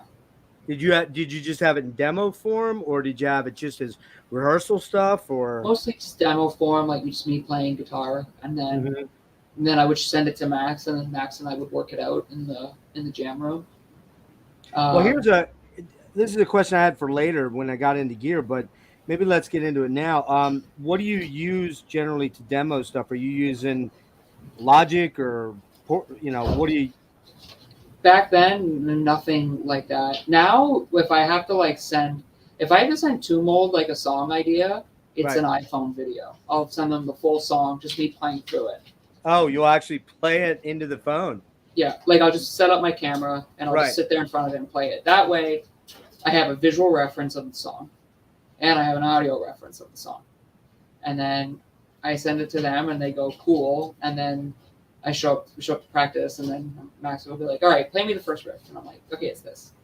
He's like, okay, what does it go into? It's like, goes into this. He's like, okay, let's figure this out. All right, that sounds good. This sounds good. Let's put it together. But we just kind of write it as we go. You write it almost as a rehearsal sort of thing. Yeah, like I come with the song fully ready Right. to be played, and then Max just builds the drums Mhm. however he thinks. And then we kind of pick how many times should we play a riff. Right. And then You and Payson will go. You'll work out if you're doing some unison runs or some harmonies. usually like me and Max will always figure it out first, Right. and then Payson will learn the song. Then it's easier for him to learn the song because there's drums to practice along to. Right. But I'll send him how to play all the riffs, and then if I'm like, I'm gonna do this over that, then he'll just play the riff. But if I'm just playing the riff, if he's like, can I do this? I just go yes, and then he does Yeah. that. Especially now more than ever, like working on new stuff, like it's way more collaborative on that aspect. I was going to ask you that. Were you the primary writer early on of most of the material as far as the riffs? Like I'm still the riff writer. Like Okay, I write all the songs, but then if there's parts that he's playing Mhm. like that are different than the song, that's him. Like, you know, Okay. his solos obviously are his. Right. Sure. Stuff like that. But I'm still like the person who's like, this is the song. Like, you know what I mean? Like You're the primary composition guy. Yeah. Do you? So you really don't? You don't actually sit down and record parts into a Garage Band or any kind of digital format? I use Reaper for Dream Unending. Reaper, okay. And I use Reaper for other stuff, but for Okay. Tomb Mold, I just never really demo anything to a click track anymore. Okay. Yeah. So you're not like Steven Wilson. You don't have every single minute part worked out. No, just for You Dream guys Unending. work it out as a band. Yeah. Dream Unending, I work it out in advance for the most part. Right. Each thing I do, I work out a little less and less, but and then just sort of show up and play what feels right. But Okay. but yeah, like Dream Unending, I mostly have like when you listen to a Dream Unending record, like 80% of the song like is probably like was already written. We're gonna get there. I don't want to jump too far ahead. Sure. We're getting there. How are you doing on time? Fine. You're good? Okay. Yeah. Because I think you said you watched, I'm assuming you watched Kevin's interview. Oh yeah. Okay, so you know my trip, right? Oh yeah. I don't fuck around. I don't do these little promo things. No, right? no. I'm very, very serious about this shit. So That's fine. That's fine.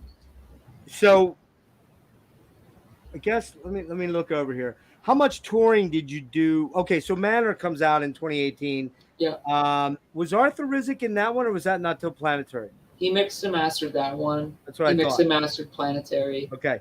Yeah. Where did you record that at then? Somewhere in Toronto? No, in outside of Toronto, in a city called Hamilton. There's a studio called Boxcar Sound. Max and I did the drums and one of the guitars for Primordial Malignity there. We had been there a couple times before that for some smaller stuff that our friends were doing. Mm-hmm. And then we did Manor there, we did Planetary there, and I did both Dream and Ending records there. Do you have an engineer that's working with you? Yeah, or are you doing his your own? name's Sean Pearson, and it's Okay. like his studio. Okay. And he's our guy. And so really I'm going to say it. Maybe it's not true, but I think it's true. Manor kind of puts you guys on the map as far as absolutely. the whole death metal thing. It's everybody goes, oh, That's the one. this? That's for sure. Yeah. I mean, I'm racking my brains, man. And, I've got some health issues that make it hard, but I really can't remember why I picked that album up, except for I just did and was like, whoa. And it didn't come out. I think the album cover really like tripped people out. It was a lot. It may have been that, but it was like the first. It was the first like as far as like underground death metal. It was the first like Brad Moore album cover people were seeing in a long, long time. Right. Like just in that realm, and he's seen he's had a real renaissance. Well, how'd you guys get hooked up with him? Dave suggested him. Oh, Dave. Okay. Because Dave was like, I think Brad might have reached out to the label being like, I want to do a death metal record. And then Dave was like, okay. And then he was like, why don't you do Brad Moore? And we were like, okay. Were you guys like pretty fucking blown away when you got it, or? Oh my God. Yeah. You're like, what? Yeah, it was very crazy. It was very awesome. I was very pumped. Yeah. And now he's doing, Worm and He's probably $20 spins, like, go-to guy on the death metal stuff, right? He seems to be doing a lot of bands for different labels, but he did 2 records for Worm, and both I really like. I really liked what he did for Worm. Really cool stuff, yeah. Good records too, but yeah. Oh, the artwork's fucking insane on both of them, but both of them are incredible. And he did the artwork for Clairvoyance too, right? No, that was somebody else. He didn't do that one. That was somebody else. Yeah. You know what that album looks a lot like? I'm going to be shocked if you don't agree with me. However, oh man, I never thought about that. It has vibes of I know what you're saying. It's like the color scheme, especially. Well, the color scheme, especially, is just that otherworldly sort of vibe. Now, that's Clairvoyance has more of a Cthulhu type thing. Of course, this is more astral and that kind of stuff. But as soon as I saw that, I'm like, which by the way, I have it, of course. I don't want you thinking that I'm gonna say every single album that you have. I'm like, oh, I need to get that one yet. I definitely have. I trust you. Where are you here? Oh, there it is. For those that don't have it, I'm sure everyone that's watching probably does. Stellar killer artwork. I don't even remember. I hate to say it. Jesse Jacoby is the artist's name. What's the name? Jesse Jacoby. Okay, Jesse Jacoby. I don't even know what color I have. Oh, nice. Got the puke yellow vomit sort of thing, which is cool. So let's see. How much, sticking with Manor real quick, how much touring did you guys get to do with that? And, were you kind of like caught a little flat-footed at how it kind of raged out of the gate? Yeah, for sure. We were not ready for it, but we did like one tour with this band of Feather and Bone that was like just a little over 2 weeks, like 14 or 15 shows, I think, or maybe 12 or 13, I don't remember, but it was really fun. And it was like the second tour we had done under Tomb Mold. And but by that point, so we put out Manor, but then 4 months later or so, we're already getting ready to put out the next tape, which is Cerulean Salvation. Yeah. It was very quick, yes. Because Max and I are not people, we were just like, that was fun. Let's do more. Okay, well, I have these songs. Okay, great. Let's record them. And then it was like, we have enough for an LP. And it was like, okay, great. Let's just make an LP. And then we made Planetary. I think we were more interested in writing songs than trying to get on the tour circuit. We like playing shows, right? But the process of writing and recording music is to me way more rewarding. Rick wants to know when that latest Tomb Mold's coming out on 8-track. Oh, Rick, you fucking smart ass, you. He's my good buddy. He's helped me so much with the channel. In fact, we were at Yob together. Here, I just wanted to show this real quick. Oh yeah, I'm sure most people know it that are watching here, but the full piece. And yes, again, it's not a Ioannis exactly, but man, it just reminded me when I saw this. No, right I see it. It's a good catch. I never thought about that. And you and I talked a little bit about Fates Warning. At the very end, we're going to run through a couple nerdery bands to talk about quick, and that'll be one. But so when that happens, did you do any? Did you get to the West Coast at all? No, not till after Planetary comes out. Oh, wasn't it until Planetary? Okay. Yeah. So what'd you do? Mainly just East Coast stuff in the States, East Coast and Central? We did we played Denver and then New Mexico, Texas, and then basically from the south back up to New York. Yeah. So only one major tour then? For Manor, yeah. For Manor. And then we put out the new tape just in time for a 4-show long weekend with Horrendous. Yes, and you know what? It's a funny story here. I drove down to that show without getting a ticket. It was in November. I remember, of 18? Something around that. I think it was that Kung Fu Necktie. Kung Fu Necktie. I'm standing out. I go to get in, and the guy's like, it's sold out. I'm like, fuck. Really? I'm like, God damn it. Okay. I'll stand out here. Somebody will have a ticket, no problem. I wore ripped up jeans Oh man. and a concert T-shirt. I had no coat. Oh, It you was probably really caught nice cold. during the day. It was really nice. It was in the 70s. Then it just It dipped. dropped to like 28 degrees. I'm standing Ugh. out front there. The horrendous guy's going. Now I know Damien, and I know the bass player, I forget his name. Alex. Alex now. But I didn't know them then. And they were across the way with their parents at the restaurant across the street eating dinner. And I'm out there going, hey, does anybody have a ticket for the show? I'll pay you $10 over. And they're looking at me like, are you fucking kidding me? There's like a dude out here trying to scalp our tickets.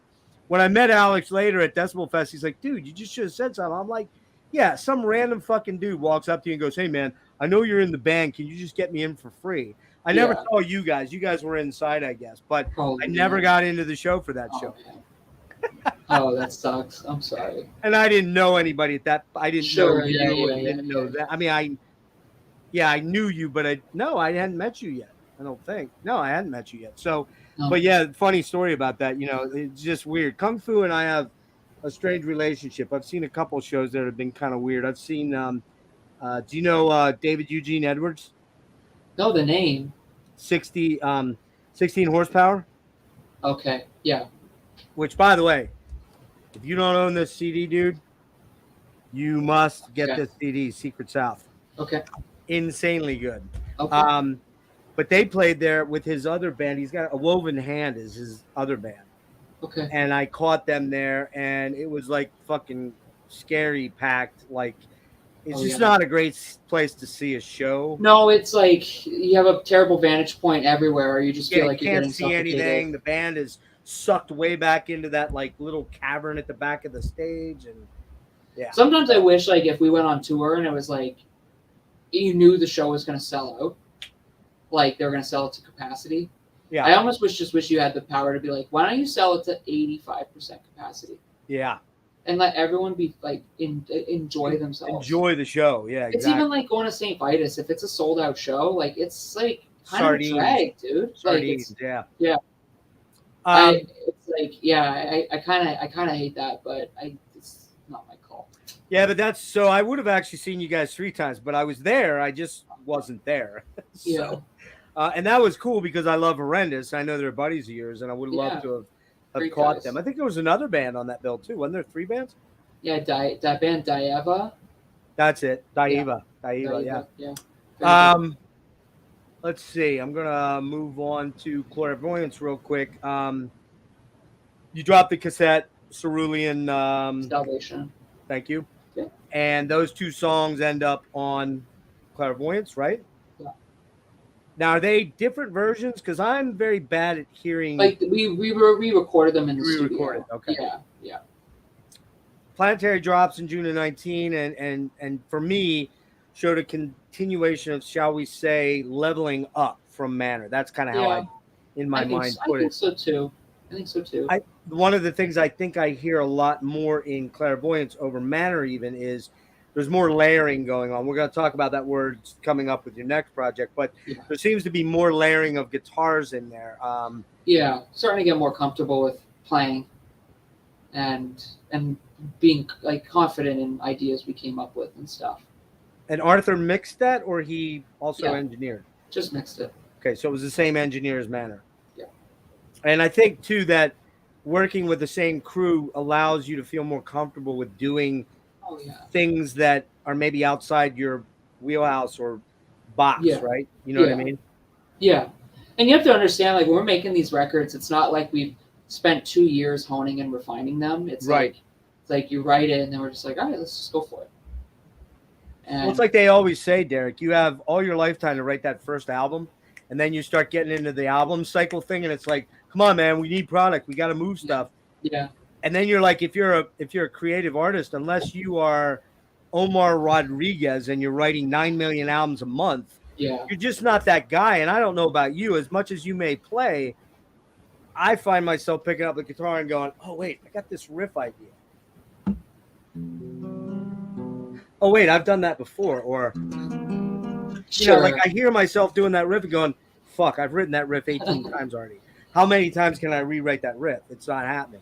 Yeah. So I don't know if you run into that at all either. Sometimes I do.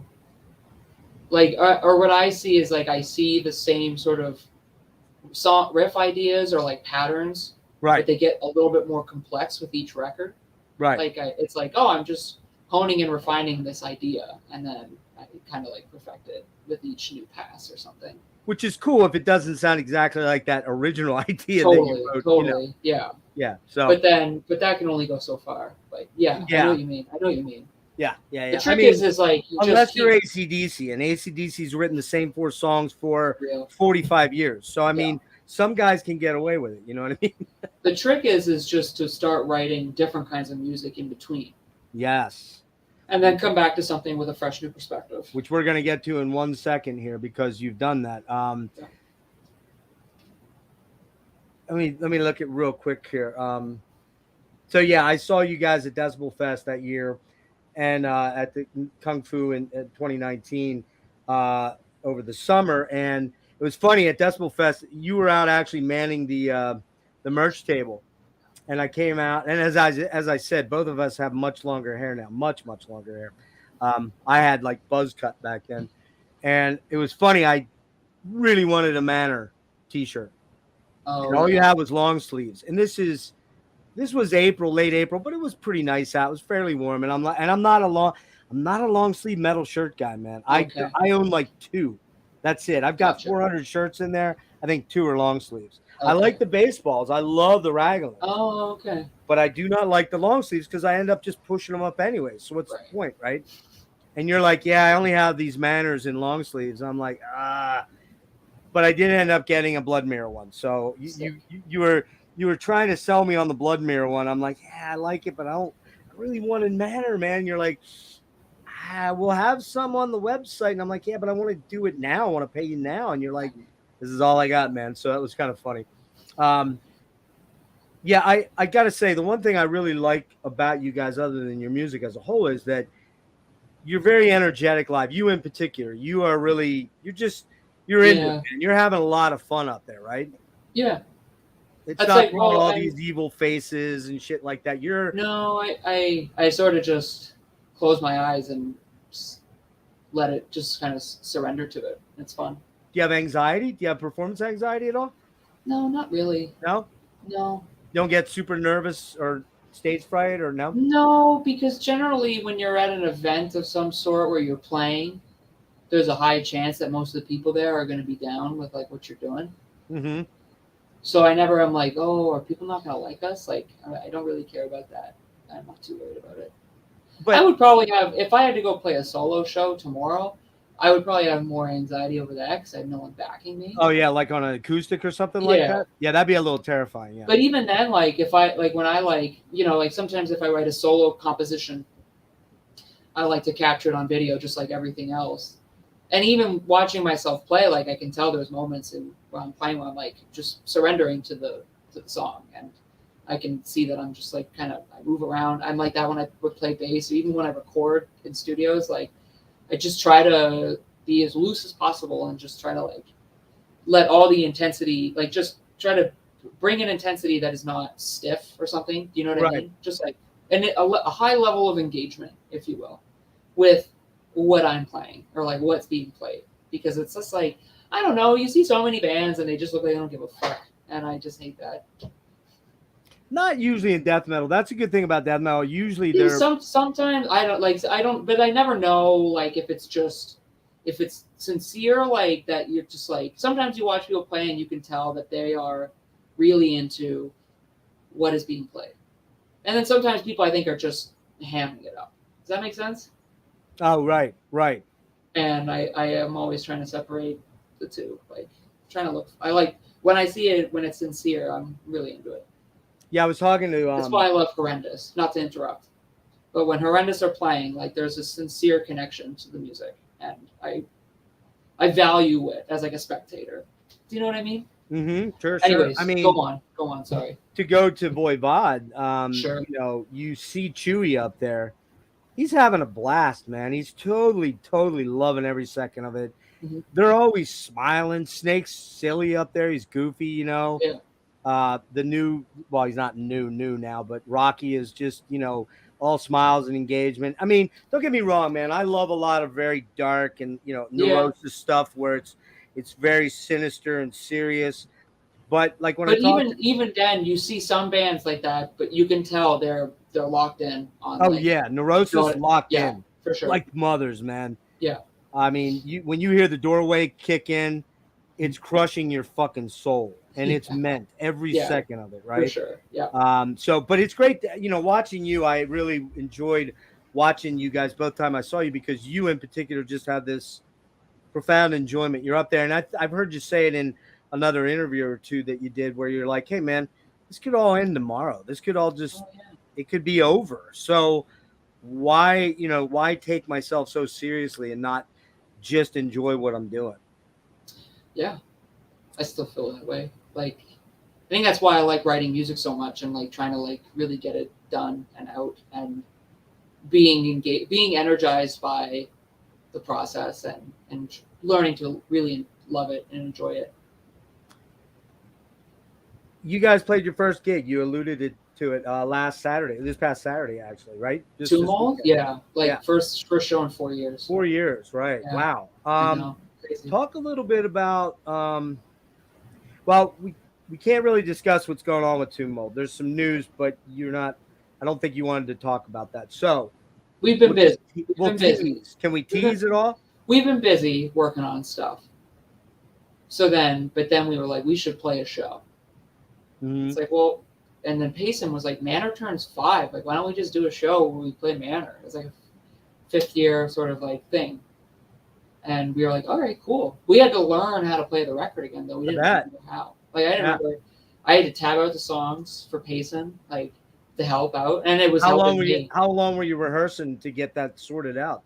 Oh, I guess about a month or so. Okay. Maybe, like, something like that. And it came together. And it was a lot of fun. It was a really nice show because it was one band, us.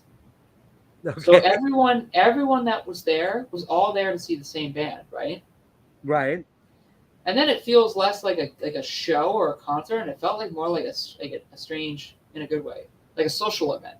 Yeah, yeah. Like and we consciously did not play metal over the PA. Like we made a playlist of like just music that we like as a band. Oh, cool. And just we're like, it's gonna be light. Like this is super casual. This is just fun. And it was sold out. How big a club? It was only 150. Oh, okay. It sold out in an hour, which is crazy. Yeah, that is nuts. And we just didn't want to make a big thing of it. We wanted it to be pretty low stakes. Just because it's been 4 years, right? Well, you wanted to get back into the swing, right? Yeah. So, but we played the record and we played 2 extra songs. We played Vehement Indulgences, which is off the Molting. Mm-hmm. Because we always joke that that's the best Tumult song that no one in the audience knows. Which song? I'm sorry? Vehement Indulgences. It's on the Molting tape. Okay. Because it's one of our favorite songs, but we feel like we know so many people who just are like, I love the LPs. And I'm like, do you listen to the tapes? They're like, no. And I was like, oh, okay, no worries. Well, they're hard to find. That's the thing. And if people are using Spotify, like maybe they don't want to listen to like some people love the tapes for the DIY quality, and then some people love the studio records for the polished quality, right? Right. But we played that song, and then we played the title track off Planetary Clairvoyance, and that was fun. And so I love that one. Yeah, and it was great, man. You were talking about bad death metal wearing shorts. We all wore shorts. We don't do the like whole death metal look. Like this is not our thing. Like we just are guys who like playing bands. And oh, nice. Look, sorry, Taskmaster was there, man. Amazing. He was there at the show. Lucky you. First time too. That's a pretty good show for a first time Tumult. Yeah. But what I really underestimated was just the emotional weight that came with playing the show. Talk about that. Well, it was just like it had been years, right? And I didn't know like Toronto. It's funny, like we live here and we play here, but it never feels like we really have a footing here. Like sometimes, like the people you see at the show are like your friends that Yeah. kind of like your band, but they're not Yeah. really metal people. Right. And you're like, I'm glad that you're here, but like I might swap you out for like a legit Tomb Mold fan. That's funny. I like that. But it was nice, like it was nice to work merch and sell shirts and to be able to say to people, thanks for coming, because like it was really a trip, like just to sell out that fast and for people to actually be like interested. A couple people drove like upwards of like 6 hours, 4 to 6 hours to come to the show. That's dedication right there, my friend. And it really means something. Like Yeah. And that's why like small shows are so sick, because you do have the opportunity to just hang out after. Unfortunately, what sucked about the show was that the venue was double booked, so we had to be out by a certain time. Oh, she had to play early. Yeah, and that's fine. Like we would have still done a one band show and then just like been like, show up, hang out, we're gonna play, and then we're just gonna hang out for a couple hours. Yeah. You know, like But you had to get out though. Yeah, we had to get out, but So we would have been. the FaceTime was probably minimized by. Yeah, but we love to hang out after. Like it's great, like just to talk to people, because it's fun. Like There you go. Amazing. From London. That's awesome. That's great. That stuff. Like it's a real pleasure. Like I don't know, man. Like it's still mind-boggling that anybody listens to anything I do. But like I can't believe it. But it's like so sick. You know what I mean? Oh, no, I don't know what you mean from the perspective that I've not played a show like that, but I think I totally get where you're coming from. You know, for example, on Friday night after the Yob set, Mike Scheidt, literally he was standing. Have you played the Underground Arts? I don't think you have you? No, but I've been there. Okay, cool venue. Yeah. Down underneath, sort of subterranean, very weird stage setup because you really don't have a backstage. You got to come from the side door on the ramp. And Mike was standing there talking to somebody, and I'm like, I'm ballsy, man. I'll go over and talk to somebody because I can talk to people, and I'm not scared of that. And I won't be a dick, and I won't be a monopolizer. And if I am, I'll say I'm sorry. Yeah. So what I did was I walked over and I really want to have Mike on, and I'd reached out to him a little while ago, and he said, how about when the next album comes out? And I'm like, yeah, well, there's a problem with that maybe. So just from my personal perspective, people know that watch me about what's going on. And I haven't really discussed it with you, and we can talk about it afterwards, but because it is going to relate to a question I have at the very end here, a pretty intense one. So, but Mike is standing there, and I'm like, fuck it. I'm walking over. And I'm like, Mike, hey, man, fist bumped him, told him what his music means. I fucking love Yob. I love it. And the show was insanely intense. It's been, 3 years since he's toured. Yeah, amazing.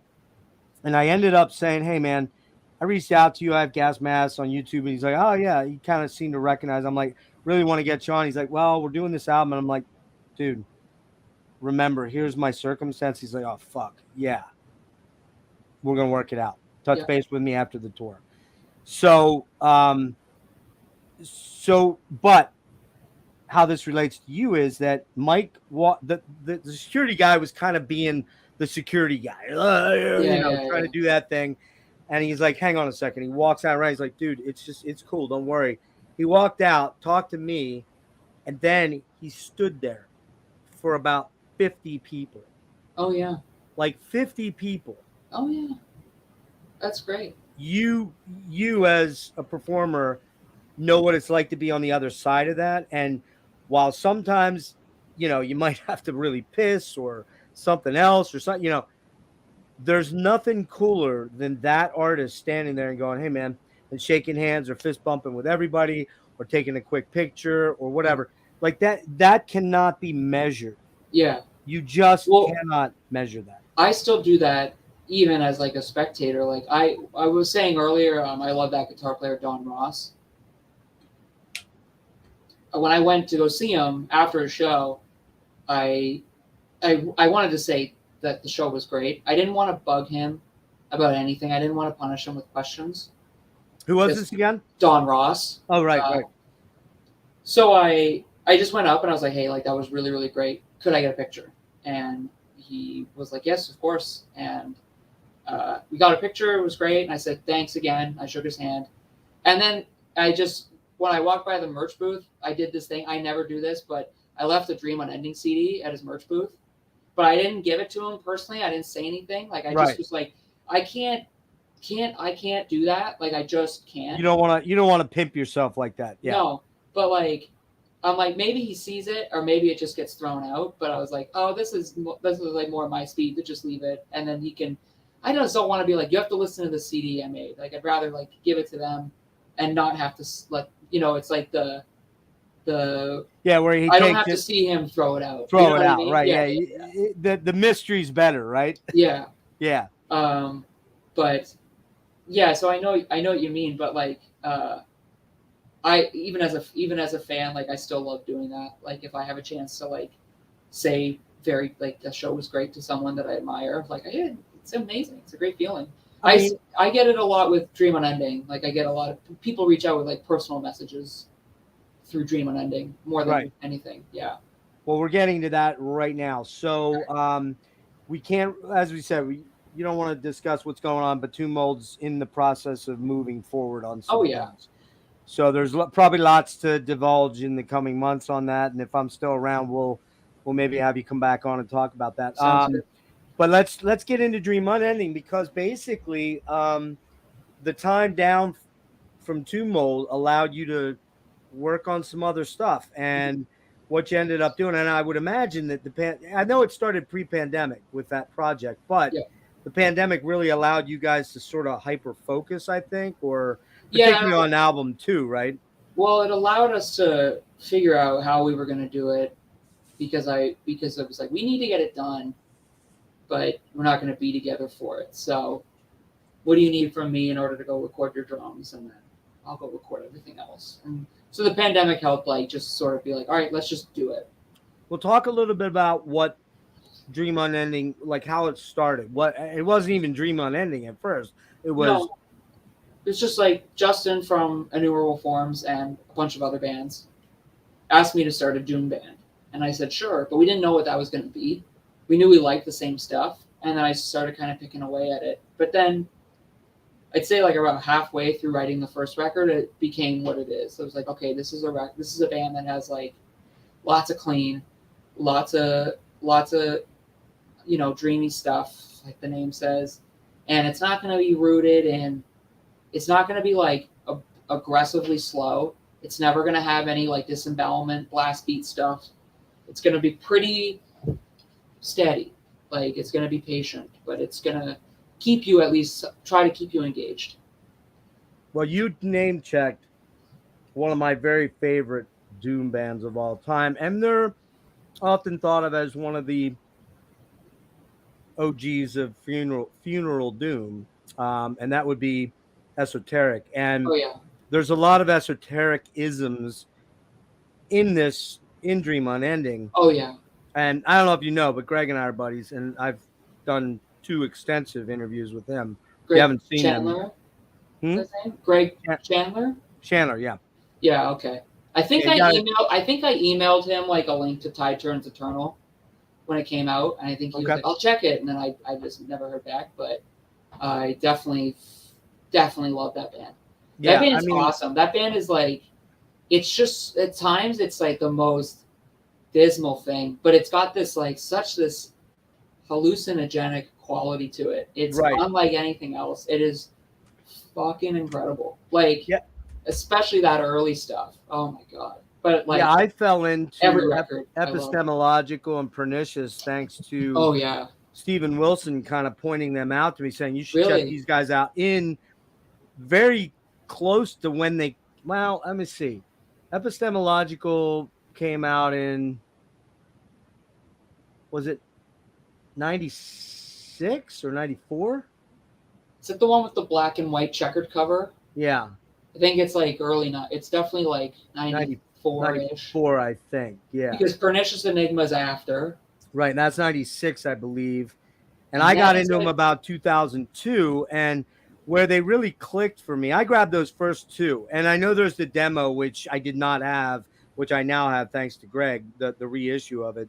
I didn't really connect with them until just Subconscious Disillusion. Yeah, The that's song the album that was like boom. Blood of the Eyes, like the second track on that record, incredible. Like Oh, show-stopping tune. Awesome. Awesome. Jesus, That one, fucking Christ. Maniacal Veil is incredible. Dude, the Maniacal's record they incredible. put out a couple years ago is fucking great. Oh, Metamorphic Genesis. This one's killer.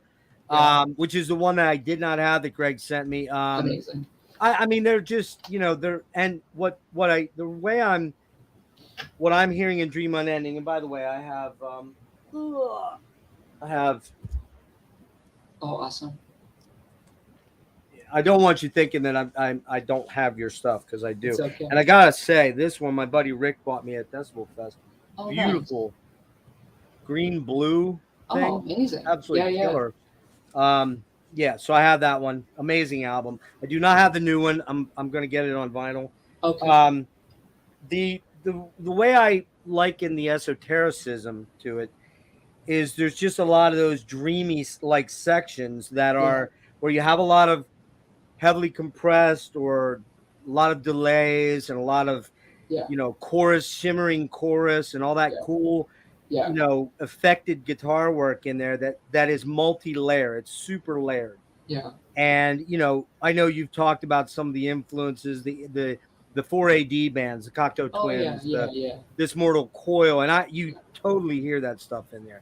The Cure, Clan of Zymox, all these really cool. And then you can hear a little bit of the 80s stuff like Sisters, Floodland era stuff. Oh, sure, and, yeah. The Mission UK, that first album, God's Own Medicine. Yeah, just so much cool shit in there, which, that shit speaks to me because I'm that age. That stuff was coming out as I'm growing up, right? And you're discovering it later, which is super cool. Or like some of the more like bands like I don't know how you say it, Lycia or Lycia. Lycia. Like Day in the Star Corner. Yeah. Collide. that stuff too. Yeah, Lycia is very cool. People which is like Lycia is like where like it's like a goth band that's kind of dipping in like almost new agey. A little bit of industrial type stuff, like synth beats. Yeah, and I found all that stuff to be really good. And then the bands like Tiamat, Wild Honey, and like Anathema, like the band you're wearing on your shirt. I'm trying to find. Somebody asked me earlier, and I think you did reference this in one of your. And I hate to make you hit on stuff that you've already hit on, but you obviously there's some disembowelment in the slower, sprawling sections of this first album, and then you've got. I hear some Ruins of Beverest, and somebody earlier asked whether Ruins is kind of an influence, and I talk about that. Yeah, definitely. I love that band. That band is like so good. I especially like. Well, obviously, I wouldn't say like their early records are much of an influence on Dream Unending, where they're more like still kind of black metal-y, but no, it didn't come from the Warlord song. I've gotten that asked before about Dream Unending. Sorry, I didn't even know that. I didn't even know about that song. Yeah, someone's asked me that. But anyways, like the record Blood Vaults and Exuvia, like those records. Exuvia especially, like that's where like he's so good at like building tension with his songwriting. Exuvia is the one with like the tribal thing on the front, right? Yeah. And that opening track is like, I remember that opening track I was like, I want to write like an opening track that good. Yeah. It was like, and that's like what I was going for with the opening track on Song of Salvation, the second Dream Unending record. Song of Salvation is an album where I'm like, okay, I think I know what we're doing, and I'm gonna like push it to the absolute limit with like stacking guitars and layering up stuff and making it super, like, not obnoxious, but there's a lot to take in. It's a lot of information. Well, I want to ask you about that. That's a great segue. When you're writing some bed tracks, you're writing your bed tracks. You've got your chordal structure, right? Yeah. Okay, I'm going to start here. I'm going to move there. I'm going to go here. It's going to resolve there. Yeah. You start to layer. How are you doing that if you're not actually? Oh, you did record this. Oh yeah, I had to. You had to. So I would like come up with one riff and I would record it and then I'd loop it. And I just sort of sit there and try out a bunch of different ideas. And if you have a looper? You have a looper here or on No, just on Reaper I would loop digital. like a section. And then I do have a looper, but I hate using it. I'm just not good at it. I'm like that too. I struggle with it. But and then I would be like, okay, like this sounds pretty good. This also sounds pretty good. All right, we'll do this one first. Put this one over top of it. How does it fit? Does it clash? No. Okay, that's pretty good. Like So a Song of lot of Salvation. experimentation, Derrick. You're Yeah. experimenting a lot. Yeah. Just Like- trying to figure out like a jigsaw, right? Yeah. Like Song of Salvation, like a lot of the parts in those songs usually have like 3 or 4 different guitar parts happening at once. Right. And then sometimes there's a guitar solo maybe on top of all of it. There's it's funny, Ruins of Beverus, like on each record, there is a Ruins of Beverus section. So on the first record, the title, well, not the title track, but the other title track, Dream Unending, Mhm. that song, the like last 2 minutes, it's just sort of like this one sort of riff that just vamps for a while. Yep. And like the guitar overdub kind of makes it sound like something off Disintegration by The Cure. But that Mhm. riff to me in itself is like, that's a Ruins of Beverus riff. And then there is a section in the Song of Salvation, I think maybe around like the 4 or 5 minute mark, where the drums just drop out and this clean 12-string guitar just does this like kind of creepy line over again, and then everything kind of comes back in. And that's like another Ruins of Beverus section. Oh yeah, you can definitely hear it. Yeah. Yeah. Oh, I think his writing is great. And there's nothing wrong with that, because we all take influence from what we're taking in, right? No, I think I emailed him at some point, probably through the Bandcamp. I doubt it ever got to him because so many Bandcamp emails just go nowhere. But Mm-hmm. I think in the email, I was like I don't write music the way I write music if not for your band. Like, Wow. big fan. Yeah, What's yeah. his name? What's his name? Alexander? Alexander Vollenwald or whatever. Yeah, something Yeah. like that. If that's his real name, I don't know if it's his real name or a pseudonym. Like, I don't know, but oh man, like Is Derrick your real name though? Derrick's my real name. Derrick's my real name. But like Blood Vaults, Fouled Semen, Exuvia, Rain Upon the Impure, like all those records are great. Like, Yep. it's such good shit. Yeah, big fan. There's another band here. I'm just curious if you know.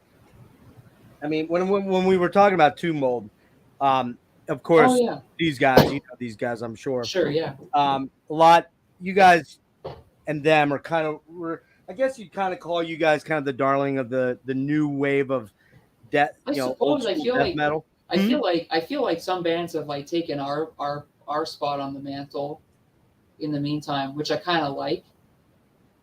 You like being kind of Like I think like when we put out the new Tumult tape, I think we were kind of hoping like people forgot we existed a little, right.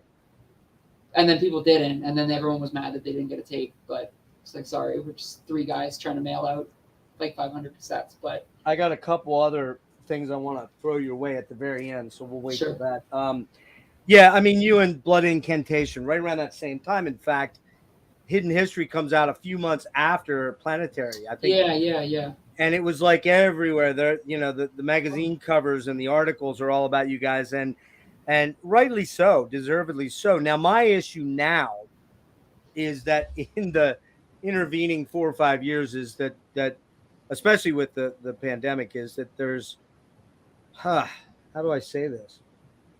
There's too many fucking bands that sound like you guys out there. Sure. Okay.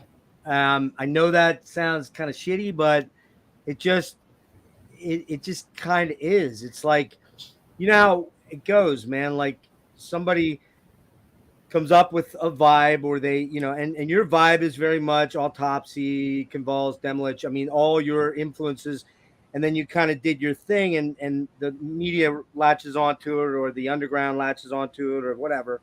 Everybody starts whispering about it. Next thing you know, there's 18 fucking bands that sound like Tomb Mold. And I feel like by the last Tumult LP, we started to. I feel like, to me, like the last Tumult LP doesn't sound like finished to me. Do you know what I mean? Like, I think it just sounds like more like an American death metal band or something. oh yeah. But Manor still has that quality. But I think again that's why we wanted to put out the new tape and be like, we don't really play like that anymore. You know what I mean? Like, Mm-hmm. like it's like we're gonna go at this a little bit different now, in a good way. Oh yeah, and I mean you can hear that on the oh god, The new tape, yeah, I'm sorry, Aperture of Body. Aperture, yeah. Yeah. There's definitely, it's moving in a more progressive direction, and it's moving in I wouldn't necessarily call it more melodic direction, but there's It's more definitely more melodic. there's like, more depth to it. Yeah. Because I actually think that Manor and Planetary are quite melodic already. To Well, be they're honest, catchy. Like they're catchy, right? Like yes, it's not melodic in like the Fates Warning way. It's melodic in like we're gonna write these riffs that are like really gonna hook in your brain. Like it's there's like a pop structure, not pop structure, but like a pop quality to some of the riffs. but it's melodic in a way that Demilich is not melodic. Sure. Okay. I can get with that. I mean, Yeah. I love Demilich, but Me too. it's abstract, man. It's all over it's Yeah. like very difficult and visceral to keep track of Yeah. what the fuck is going on. But I And feel like, sorry, but like the Oh. new Tumult tape, like it's more melodic in the way where it's like, like in Dream Unending, like we'll use like sus2, sus4 power chords and stuff like that. Like there's more of that in it. There's clean parts, there's more melodic undercurrents for more melodic solos to go over top and whatnot. And there's definitely more of like a Florida 93 vibe on it, like between what do you attribute that to as far as your guitar playing? Was it what you were listening to as you're writing that material, or? I think so. I think I kind of wrote those songs, I guess during the first part of the pandemic, like the first month or two. I was starting to write new Tumult stuff, and I think all I was really listening to as far as death metal goes was Focus by Cynic. There we go. Which is my favorite. It's my favorite metal record. We did a deep dive on Focus. I was supposed to have Paul and Kelly on from Atheist to pre the tour. Which, by the way, you going to the tour on July 1st? Yeah, I am. Okay. Yeah. A fucking brilliant band. A brilliant fucking guitar player. The record is it's a very, very important album for me. I think it's still the freshest perspective any band has ever had in the death metal world to me. It still rings it's still so ahead of its time even this many years later. Well, you listen to this compared to the demos and you're like, what happened there? Yeah. And then you realize that Paul's and you also then kind of can see where the human era material, Definitely. why it became what it became. Well, they have no that. disrespect to Chuck. Chuck's was no, but yeah. But you see what I'm getting at. I mean, Paul and Sean brought something to that band that was super fucking special. Yeah. And Steve too. Steve. And even so they do Human in 91. Human. Yeah, it was 91. So they 91. do Human in 91, Focus in 93, right? 3. They do that promo tape in 91 that has Eagle Nature and another song that ends up on Focus. But both songs are heavily reworked. Is it Euroborg Forms? Euroborg, yeah, Euroborg. Because that's what the demos are. Both songs get reworked. And you have Sean Malone joining the band, who brings a whole other perspective of songwriting to the band. Yeah. And you can tell that they're clearly listening to more fusion, but they're definitely also listening to bands like Lush and probably My Bloody Valentine. Those records are coming out between 91 and 93. Yep. There's all this non-metal influence they're putting in, and honestly, they have spoken parts on their record. That's where I got the idea for having spoken parts on my Dream Unending records. I have people in my life who have been I hear a lot of Cynic in Dream Unending, but not in the angular riffs way, but just maybe chords you pick, vibe. Well, you're playing a lot of those clean, open, like you said, those sus chords. For the where you're having just a lot of cool, ringy, chimey guitars that a lot of people. You would say also that you can hear a lot of that 80s influence too in there because there's Tears for Fearsy sort of vibes at times. And but with regard now, what did you think of the last Focus album? Like the refocus. No, that's just the one that just came out. I haven't heard that yet. What's it called? Oh, the one that just came out in 21. Oh, Ascension Codes. Thank you, Ascension Code. Yeah, It was all right. man, I love that album. Yeah. Oh, so much melody on Mystical Serpents and I think what happened for Mythical me, Serpents. yeah, like I think I just never, I haven't listened to it like enough, because I feel like it wasn't a record where, like Focus. Maybe I'm just like I need to hear this song right now, and same with Trace and Air, and even Kindly Beg to Free Us. There's certain songs where I'm like I want to hear that song first, like Right. before I even listen to the record. I just haven't had that moment with Ascension Codes. Okay. Well, there's a But- lot of those interludes. And the That's the thing. interludes can be a little off-putting to people that don't like interludes. Yeah, for sure. And I mean, like I have interludes on records, like so Like the first album. and on the second one too, a little bit. There's just like less interlude seeming. When you guys, so initially, I think you said that you were, Justin was kind of hit you with this Peaceville 3 sort of vibe thing, right? Yeah.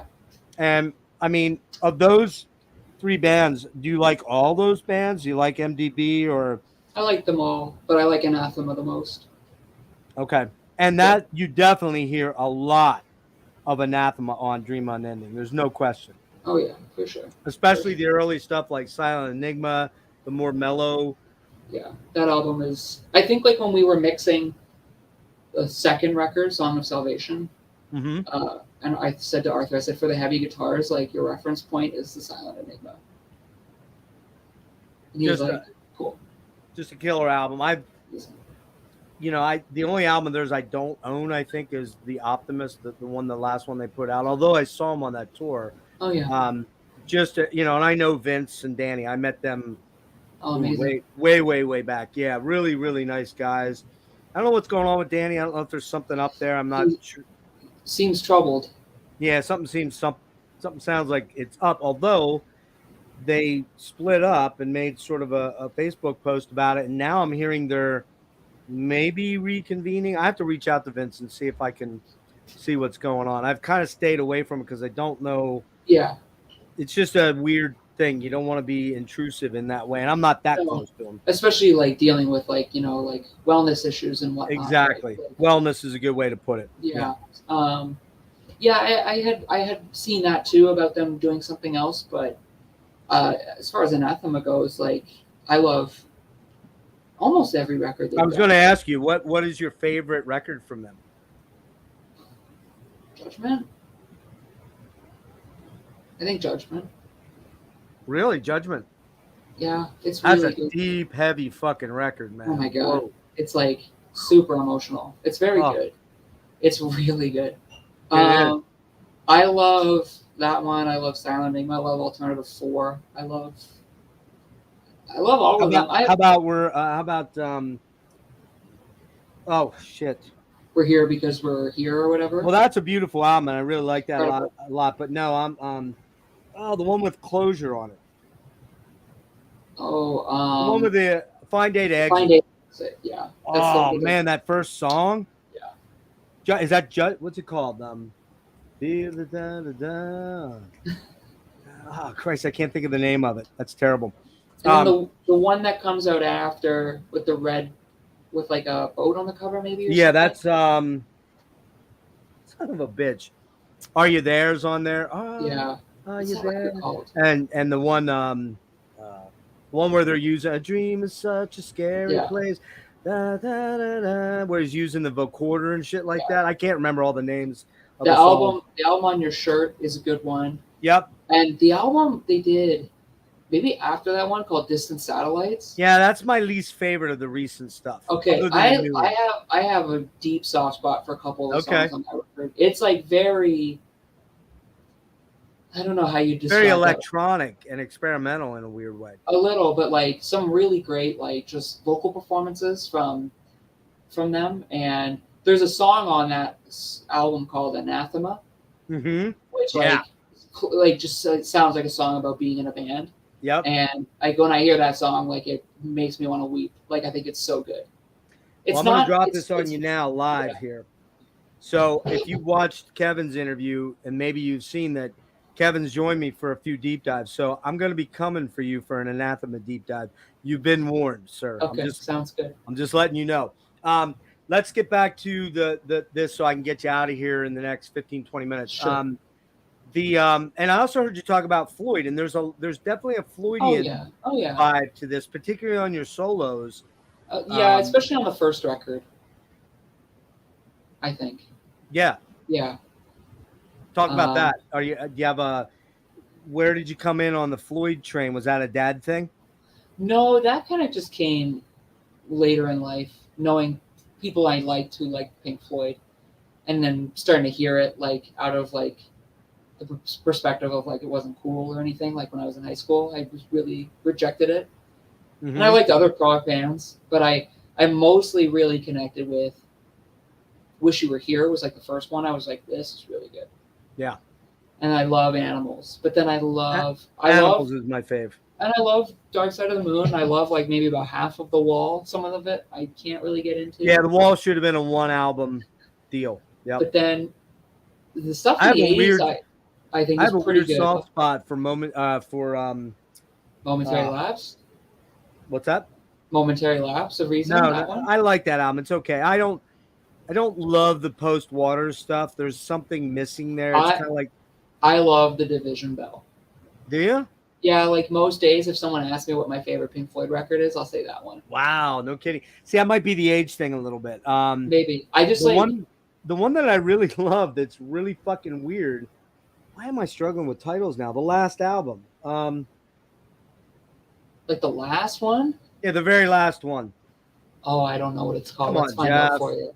It's basically a Roger Waters solo album, really. Come on. Roger Waters or David Gilmour? No, Roger Waters. Not the Final Cut. Final Cut, yeah. Okay, yeah. Have you ever listened to that? I don't know if I have.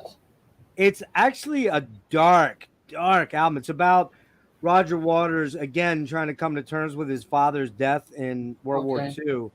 And it's dark, but it's super Floydian and super creepy. And Anathema does a cover on one of their Resonance albums, the two like best of albums where they do a cover of If You Wanna the Oh, okay.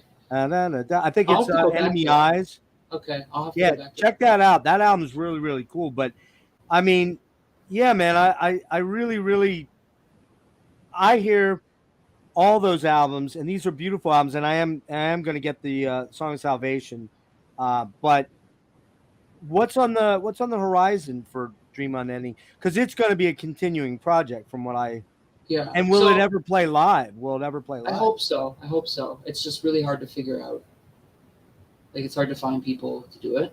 And yeah, you'd have to have another guitar player at least. Another guitar player. I need a drummer because I don't want Justin to do drums and vocals. I want him to do just vocals. Okay. You need a drummer, you need a bass player, you need a keyboard player to help with the third guitar parts and play some of the more chordal stuff.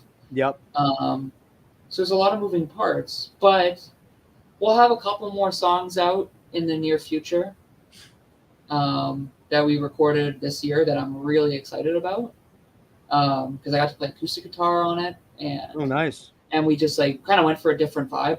But then in the meantime, Justin, my bandmate, him and I are going to record a record together next month, not for Dream Unending, but it's him and I kind of like laying the foundation for it.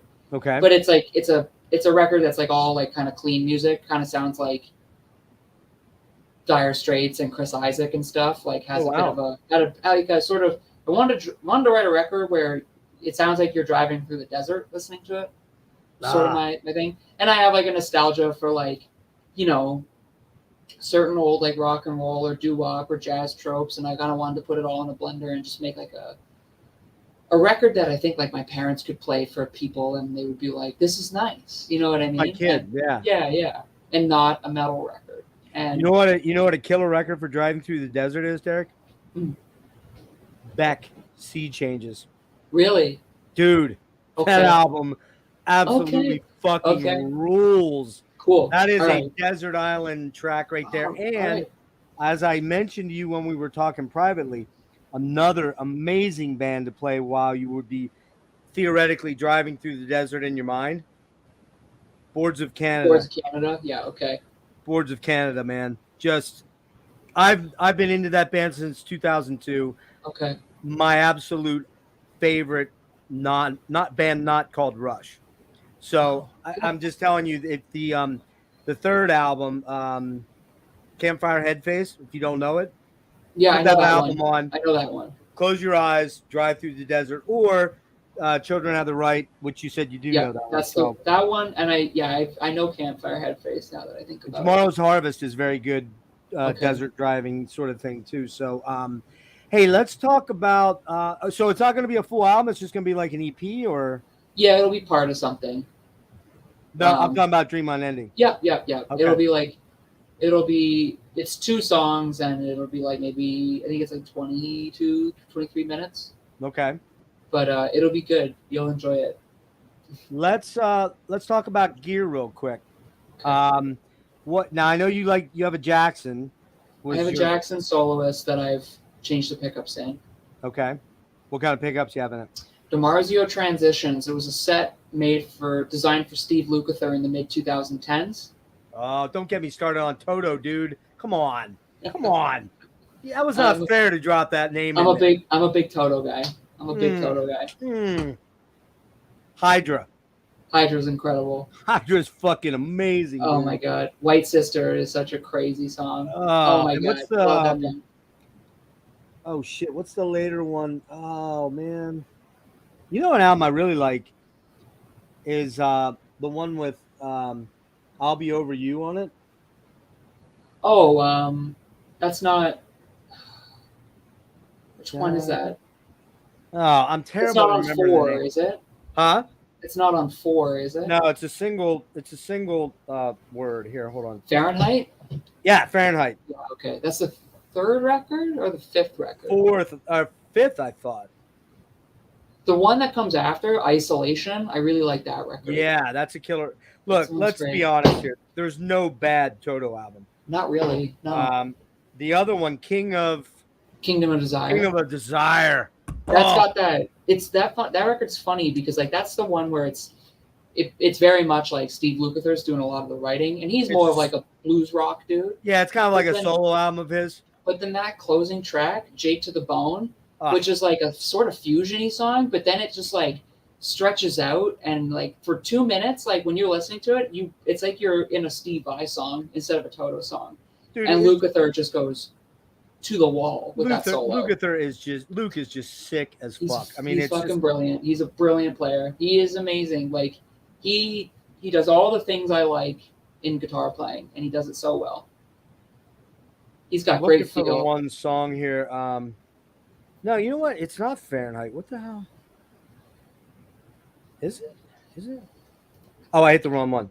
I don't know Isolation. I should know that one. Yeah, I'll be overused on there till the end. Oh yeah. Oh okay. Man. Oh god. Now I want to go listen to Toto. They're the best.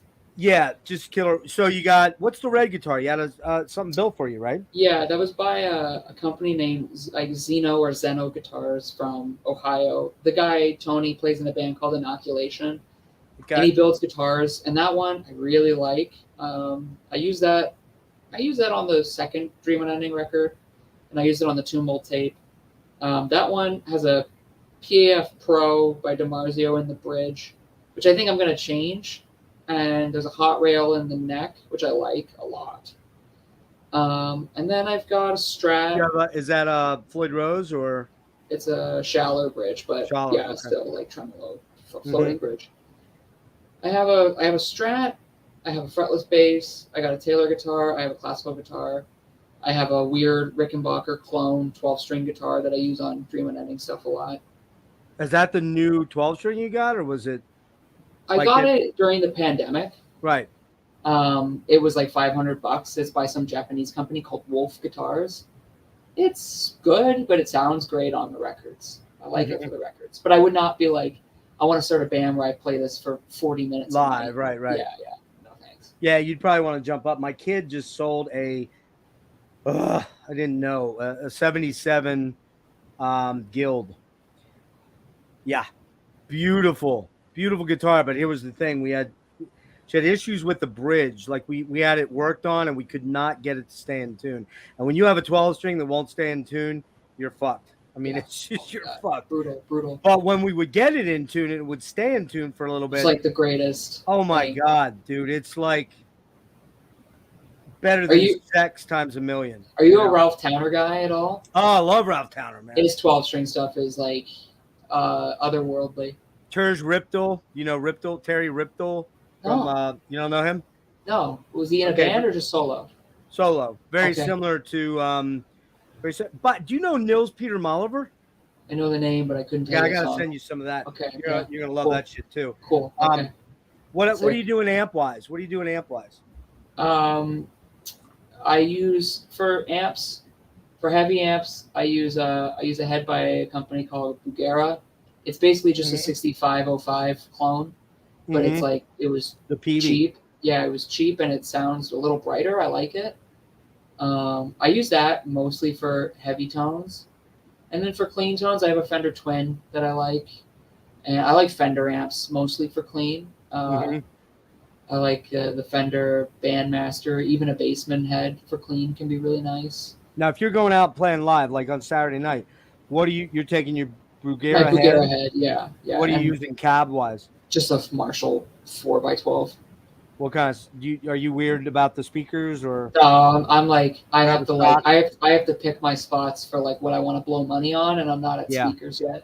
Yeah, you're not a Celestian greenback. What are they? If I was going to be a speakers guy, I would get like the JBL orange back speakers from the 70s they made for Fender Twins, and I'd put that in my Fender Twin. Okay. But I think like a 2-speaker set would probably run me over $1,000. Signal chain. What are you running on a live gig?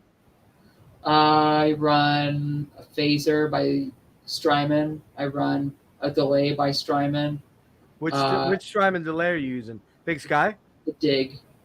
Okay. Like Big Sky is the chorus pedal, reverb. right? It's a reverb pedal. A reverb, yeah. I use the Night Sky by Strymon a lot in Dream Unending. Fucking amazing stuff. Oh my god, yeah. I love I have a harmonizer pedal by Electro Harmonics that I really like. I have the Visitor Chorus Tremolo pedal by Old Blood Noise Endeavors. I really like that. Is that a boutique? I've never heard of them. Yeah, they're like a small company out of like I want to say Oklahoma or something. Okay. They're very cool. Do you have an overdrive pedal, or you run any overdrive or boost? I use a Spark for a boost when we're playing live for solos, but as far as driver pedals, like I usually whenever I was recording solos for Dream Unending, let's say, I was just using the amp signal with like a bit of delay. Okay. But then on the new stuff we recorded, I used a clone pedal for like overdrive, and I really liked how it sounded. Hi, Kevin. And I like that, but like no, I never really fuck with OD pedals. I have a Westwood by Earthquaker that is really nice. Okay. But yeah. And you're using all analog pedals. You're not doing rack shit. No, that's like too complex for me. Yeah, I know, dude. I still have my kid has all my gear. Because I had to sell a lot of stuff because of my condition. I had to sell my 04.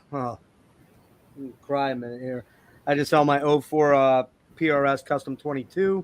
I had to sell my Super Strat, my Strat Plus. I had to sell my Taylor, my D28. I had to sell everything. But I still have all my pedals. Oh, okay. I had to sell my amp too. I had a Blues DeVille 410. Okay, nice. But I still have all my foot pedal shit. I've got, like Dunlop Crybaby Wah. I've got the looper. I don't know which looper pedal is. It's a red one. I forget what. I mean, it's probably 8,000 iterations on from it. Great looper pedal. You ever heard of the Boomerang looper pedal? What's that? You ever heard of the pedal, the Boomerang? It's a looper pedal. It's like this wide. It's like really big. Oh shit! And the only person I know who I've seen use it is Trey Anastasio from Fish. Okay. And it's like it just sounds like it has like if you're playing with a band with in-ear monitors and you want to like lock a loop in, Right. It looks like it's the most fluid process ever. Yeah, But I have no had use some rack for it. gear though. I sold some pieces, but I had a Lexicon Reflex Oh yeah, okay, I've heard of that. was kind of like their cheaper, PCM 42 or 41 or whatever, and like because that was like a studio grade, and then this was kind of like the rack that Yeah, everyday guitarists could use. And man, that thing was just fucking mind bending the stuff you could do with it. But then I replaced it with the Line 6 DD3, okay, DD4, the green stomp box, because I saw Aaron Turner from ISIS using it. I'm like, man, that looks way simpler yeah. because you could use it as you A could delay and a loop, right? tap delay, right? You could Yes. do all that and loop as well. But I still have the looping pedal too. And like you, I can never quite figure out how to quantize right that I get it always on the No, like especially like in the moment of playing live, like there's no yeah way I could pull that shit off. So yeah. I just don't try. But anything else we should know on the gear front?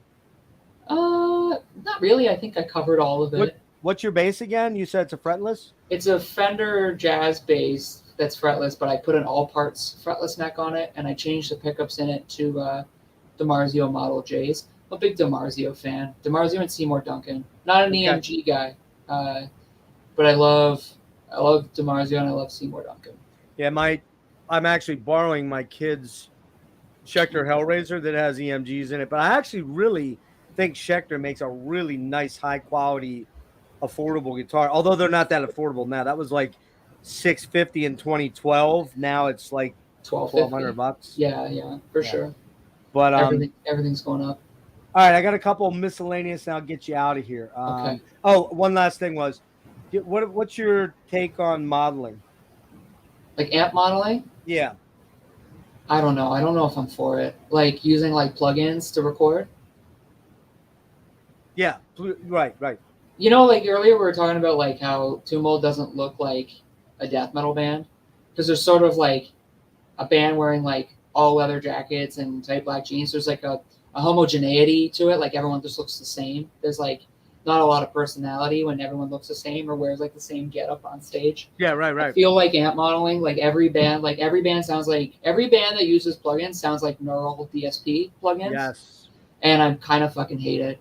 I think neural is a great tool for like when I'm demoing stuff. Like I have the Petrucci, I have the John Petrucci pack, and I love it for demoing. But never in a million years would I like pick the fucking Petrucci plugin over a real amplifier. I'm sorry.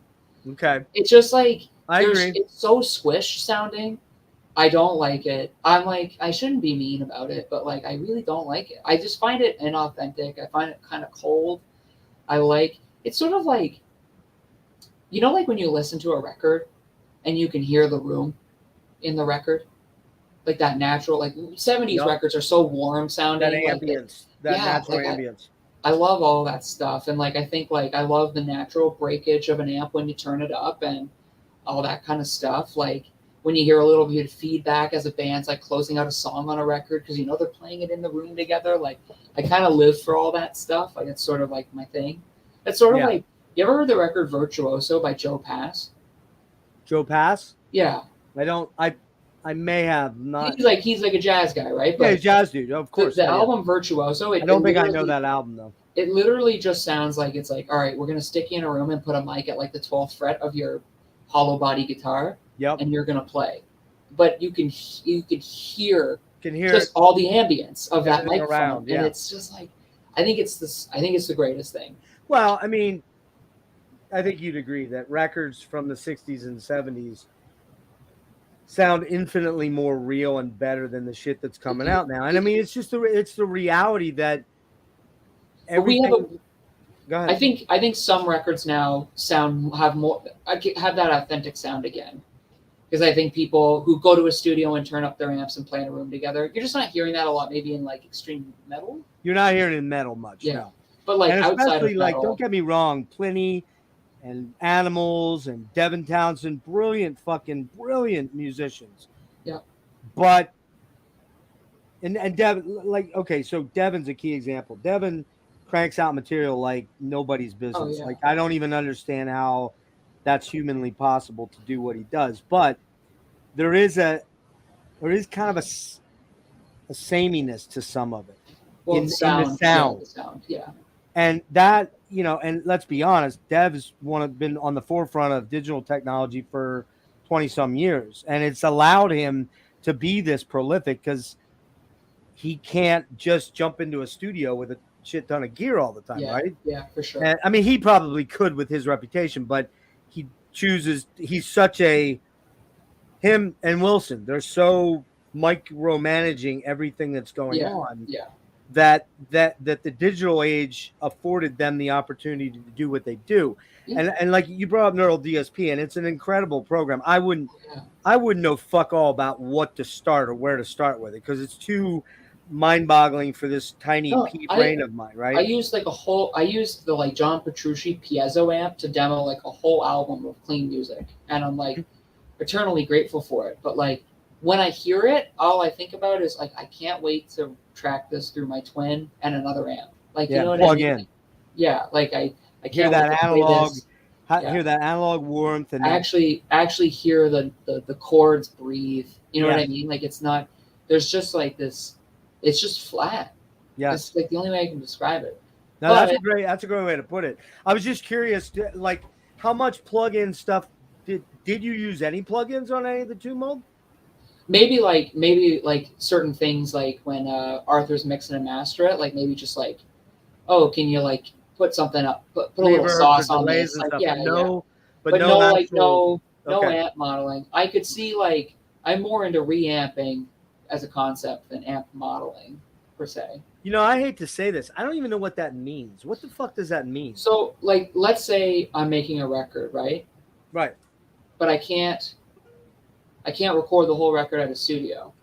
But the engineer's like, well, why don't you record the other guitar DI like at home and then give me the DI and I will play the DI through amplifiers. Oh, okay. So it's like I think that's like signal and then I got it. More or less. Like someone could be like, you're 100% wrong, and I'm probably wrong, but it's like that's the gist of it. You're right. But yeah, so I do think that's a little bit better because at least you're getting like the sound from like the tubes and everything.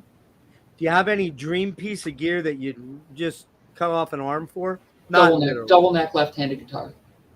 A double neck, yeah, like the old Gibson like the Alex double neck, model, like like the one that like John McLaughlin used, but left-handed. Oh yeah, for a Mahavishnu. More than anything, that's what I want. You like Mahavishnu, I'm sure, right? Oh yeah. I think I have how much miles do you like? Right here. Hold on. I had it sitting behind me. I just picked this up the other day at a record store. Oh, nice. Yeah. How much Miles Davis do you enjoy? I like In a Silent Way quite a bit. I like that record a lot. Kind of Blue? Kind of Blue I like. So Kind of Blue's funny. Like I would rather like take like a song like Freddie Freeloader and just like play it with a friend instead of listening to it. Mm-hmm. Like I love like the head on it. Like I love the chords. So I'd rather just like play it with someone and we could take turns like playing licks over it or like solos. But you kind of like the McLaughlin era, like Bitches Brew or anything, or what's the other one? Jack Johnson. Jack Johnson's the other. I know that one. I know that one more than Bitches Brew. But yeah, I do like that stuff a bit. I like Mahavishnu. I like Return to Forever a lot. I'm a big Al Di Meola guy. Love Casino and Elegant Gypsy and Hotel Splendido or whatever. Yeah. Did you ever see him live? No, I'm trying to. I got to see him on the 2016 Elegant Romantic Warrior. Oh, amazing! Oh my God, Derek! If he comes near you, you've got to go see that guy live. He's a guy where like I love his electric guitar playing, but his acoustic playing, I'm like so into. Oh my! I love Al Di Meola because he's like all these people out there saying playing fast is. What's his quote on playing fast? And he's an alternate picker, so it's Oh yeah. Yeah. But I mean, when you listen to he had this great quote. I'm gonna fuck it up here. It's like those people that are bitching, complaining about playing fast is because they can't play fast. So, and the thing is, I mean, there's a lot of guys that play a lot faster than Di Meola, but it's kind of the way he plays those licks. But it's also his taste, and like his licks are so tasteful. Like right, his melodic ideas are like way more like I'm way more Advanced. into it. Yeah. Way oh my more God, advanced. So Yeah. good. They're so good. Yeah. Like I mean, you got Friday Night in San Francisco. I mean, that is one of the greatest motherfucking albums. If you're a Dude, guitar masturbator that loves that kind of shit, you must own that album. there's like a couple like whole concerts of that trio on YouTube. And there's one from like the early 80s where they do it. It's not the Friday night show, but they in one of the songs they do Spain by Chick Corea. And that is like a real high point of like just those guys going off. Yeah. Oh my God. Great stuff. Let's do this quick. Someone wants to know about strings and picks. Yeah. Somebody wanted to know that. Okay, so strings. These days, I use Ernie balls. I have pretty light, like nines. I'm a big nines guy. 'Cause I like to bend and I don't like to press down too hard. And everything I play now is more or less in standard or just half step down, so I don't need anything heavy to play like low tunings. So like if when we played Manner of Infinite Forms on the weekend, I wasn't tuned in B standard. I used it. I was going to ask you, B standard is what you were in, right? For that drop B for Manner, but I use the Digitech drop and just. Oh, you just do it, yeah. When you're okay, got it. So I can still be in like standard tuning and like not and like just everything feels comfortable to me, but sounds like drop B. Picks I use. I have an SG, Gibson SG, where there's a Seymour Duncan Invader in the bridge, but then a Seymour Duncan like jazz bucker in the neck.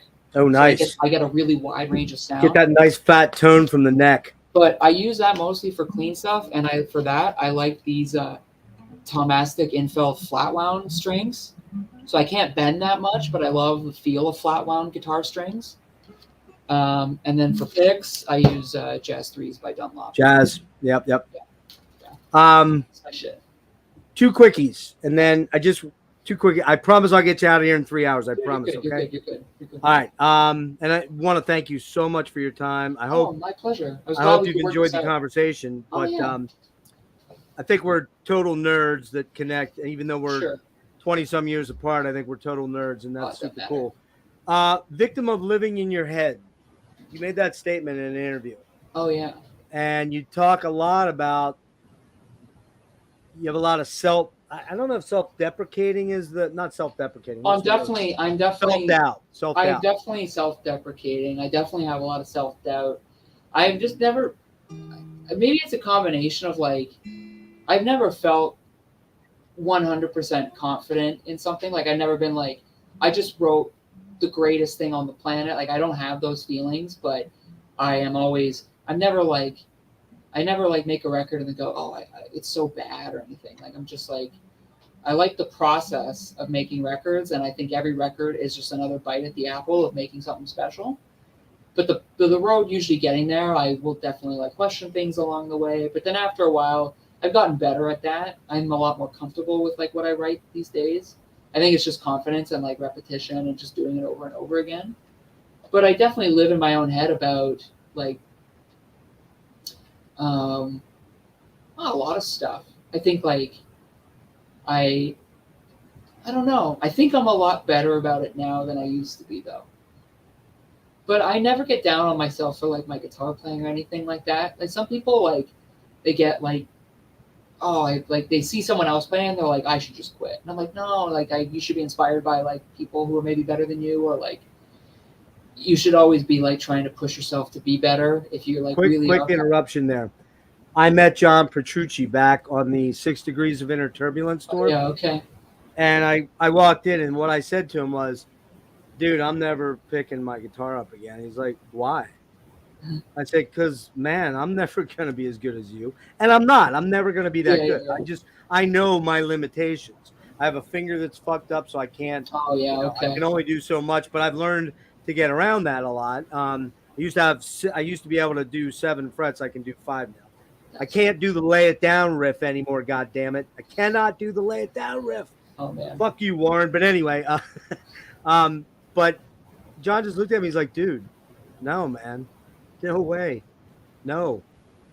You may not become me, but if you stop and you mentally reinforce that thought process, Yeah, you'll that's just never ever get better. So just work at it and believe in yourself and believe you are going to get better, whether it means becoming me or not, or better than me. That's great. If you become better than me, great. But if you don't, be the best that you can be. I think I think also like seeing other musicians who are clearly like forever students. Al Di Meola is like forever a student. Like he's Yeah. always teaching himself stuff and learning things. And another guy like that, who this might throw you for a bit of a curve, but you know the piano player Bruce Hornsby? Yeah. Like he's like I went and saw him in That's concert just the last way year. it is. Yeah, yeah. I actually love his records. And he's a guy who plays piano who has just gotten better and better. So he's like pretty late in life, but he's still like pushing himself to play just all these amazing ideas and like modern classical and stuff like that. Like it's just like forever. You never stop learning. Like you can always Bruce was in wasn't he in Steve Winwood's band? no. Maybe he was. I don't know. Pretty But sure he was. He was Yeah. definitely in the Grateful Dead for a couple years. That's right. Yeah, yeah. Playing live. Yeah. But then he had his band, The Range, and then he just went on and did more records. But like, yeah, watching him play piano, I was just like, my God, like he looks like he's better than ever. And usually people like they, after a while, like look at Carlos Santana, like he clearly the passion for being as good as he could be died at some point. You know what I mean? Well, you look at a guy like Neil Sean, okay? Sure. Just put aside all the weirdness in that band. But, I mean, the dude is fucking blazing. And you know what Neil Sean never does? Mm. There's one thing he never – well, two things, really, that he never does. I never see him doing this. Oh, yeah, okay. Okay, that's one. And I can't do this very good, but he never does. Well, I'm not even going to embarrass myself. What, sweeping? I can't sweep. I'm not a sweeper. I can't do it Can't do very it. good at all. I can do triad sweeps. That's about as good as it gets. Usually Neil never sweeps, and that motherfucker blazes. I'm more of like a string skipping arpeggio guy than like a Same here. sweeper. I'm like, Yeah. that's just not my wheelhouse. It's too much of like it feels so unnatural for me to have to change how I hold the pick and like how I strike the string. Yeah, That people who can do it like in the moment, like Amazing. I'm like, oh my God. It's so it's good. amazing. I mean, you don't really see Ingve do it either much. He's not really, his sweeps are more alternate pick sweeps. They're not really Yeah. like rake type sweeps, Yeah. right? And the guys that do it, more power to you, man. I mean, I know a bunch of dudes that are fucking sick players, right? But we're at a point now where you pick up Instagram, Oh, and yeah, everybody's sure. a motherfucking sweeper, and you're just like, all right, come on. I'm more man. into like the like trying to like come up with like tasteful, memorable lines. Like I'm a that's legato more- guy. I'm yeah, a legato guy. like that. So Petrucci, that whole, yeah. you I like want to that hear stuff. that. Sean Lane was fucking My disgusting. God. Dude, Most of his stuff was fucking Ridiculous. picked. ridiculous. Ridiculous player. Okay, real quick, I want to ask you a couple of things about a couple bands quick, and then I have one last question. It's the heavy one on the end, Yeah. okay? So you love Blue Nile, and that's a great band. Hats and Yeah. the one before, what's the first? Over Walk the across rooftops? rooftops. Across rooftops. Yeah, killer band. Do you know Cousteau? Cousteau? Kind of in No. that vein, Cousteau. Okay. Check them- Okay. yeah. Okay. Cool. I will. What about Blue Nile? I know that had a big effect on Dream Unending. Just yeah, like some of the songs, especially on the second record, like we have this song called Secret Grief, and I got this guy Phil Swanson to sing on it, who used to be in the band Summerlands, and he was in Hour of 13, Vestal Claret, bunch of stuff. But Summerlands is one of Justin's bands, yeah, and he got that name from King's X for sure.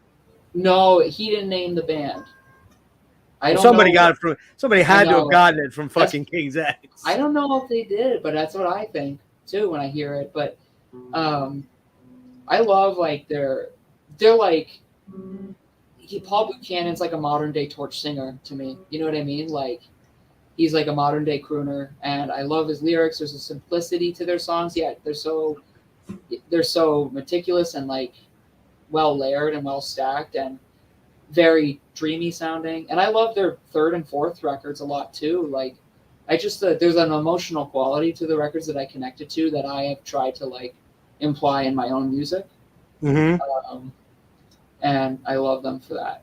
How about the Smiths? Oh, big Smiths guy. I love Johnny Marr's playing. Johnny It's Marr, what an incredible. underrated player that nobody knows about. He's It's like like when some people of the talk about stuff underrated guitar players, he has to be right Yeah. near the top, right? he for sure. Some of his playing is impeccable playing, but like really good and like really advanced playing. Like not easy stuff. What's the name of the song? It's charming, man. The playing in that song is just immaculate. It's so stunning, man. Yeah, great stuff. Okay, talk. Oh yeah, like Spirit of Eden and Laughing Stock and Color of Spring. Is that the record too? Love that Oh my shit. god, dude. Yeah. There's no band, in my opinion, in the world that where they started, even in their synth pop phase, like Dum Dum Girl and It's My Life and It's a stuff. Shame and Talk and all that stuff. Those songs are such immaculate, amazing pop songs, right? Yeah. And then the trajectory starts to move into post rock or whatever. Really, Talk is kind of their own animal. They are their own thing, but like when we were working on a new Dream and Ending song that will come out later this year, there was a clean section where Justin was like, "What do you want me to do on drums?" And I was like, "Listen to this. Listen to the opening track off. I think it was off Joy of Spring, or is it no Color of Spring? Color of Spring. Yeah, I think that's the one. Is that the one with the tree on the cover? No, that's Laughing Stock. The one before Laughing Stock. That's Color of Spring. Okay, yeah. I was like, listen to the opening track and do that, and he was like, okay, done. Yeah. I mean, dude. Oh shit! Goddamn! I'm gonna forget the name of the song. Are you kidding me? Dum, dum, dum, dum, dum, dum. Oh yeah. I know the one you're talking about. Yeah. Baby, life's what you make it. Life's what you make it. Like perfection. It just does not. That saturated guitar line in there that he plays, that little lick. It's like everything to the song. Yeah. Simple. But whatever he's got going on effects chain wise, that was the 80s, so they had a lot of fucking delay and a lot of. But then those like that like Laughing Stock and Color of Spring, those records have a way more like we're just in the room feel to them, like sparse, kind of brittle. But then the guitar, when someone really starts playing, you hear it, and it's those songs like that's like some of the best album production for me, like ever. Dude, that. Amazing. Well, my daughter and I are going to do a deep dive on that because I got her into that, nice. and Jeff Buckley, and we want to get it in Buckley. Okay, King's X. I know you talked about King's X. Do you think I'm going to make a statement? King's X, the most underrated rock band of all time, but Gretchen goes to Nebraska, a fucking masterpiece. Masterpiece. Yeah. Oh, that one's amazing. I mean, that one's I love like maybe the first 5 are the ones I know the most. Mm-hmm. I love Faith, Hope, Love, and I love Dogman, and I love the first record. The first record's really kind of the dark horse, man. It's a dark album, but there's so many killer songs like What Is This and Visions and Goldilocks, man. Come on, Goldilocks. Oh, it makes me cry, dude.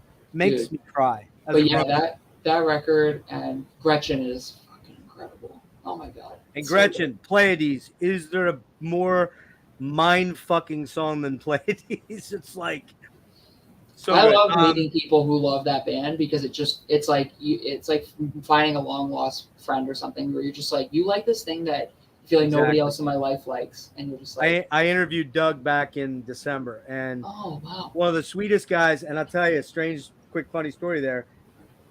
I discovered them with the first album. I walked into like a CD store or a record store back in the 88 or 86, 88. And they're playing that album. I'm like, who the hell is this, man? Yeah.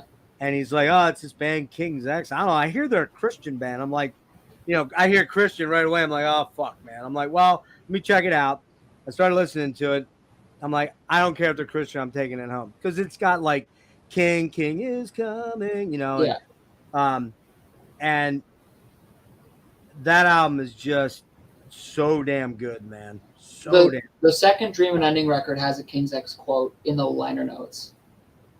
Oh, okay. I don't Um, have that one yet. So yeah, what's it say? it says "Forever is a mountain we've yet to climb," which is the opening track off "We Are Finding Out Who We Are." We Um, are finding who we Finding Who We Are, yeah. And I always loved that. And Justin's a big King's X guy, so it was just natural fit. But yeah, How love about that. Dead Can Dance? You a Dead Can Dance fan? Yeah, especially like I love like Within the Realm of a Dying Sun and Ah. Serpent's Egg. And I love their later records too, like Spirit Chaser and Into the Labyrinth. I know like some people are a little turned off by like the world music stuff, but I kind of like it. Realm's my favorite of That's all the of them. most like Spleen and Ideal is elegant. really cool too because It's it's good. got that real baroque almost There's a real Renaissance. elegance to Yeah. Within the Realm of a Dying Sun, though, that I think like it's sort of perfected that vibe. How about Red House Painters? Are you a Mark? Because I can't never pronounce Used his to name. be, I played those records to death. Ah. Played them to death. Played those first two Sun Kill Moon records to death. Oh yeah. Love that band. Yeah. I I've never. It's funny. Like they're a band where like I don't like the guy, but I love the music. Because like I used to like have so many old Red House Painters like bootleg live sets that I would listen Okay. to, and I found his banter. I was like, this guy is just kind of an asshole. I didn't like his vibe, but I was like, couldn't deny the songs. You know? Yeah, yeah, yeah. Oh yeah, yeah, yeah. I don't. Yeah, I'm not.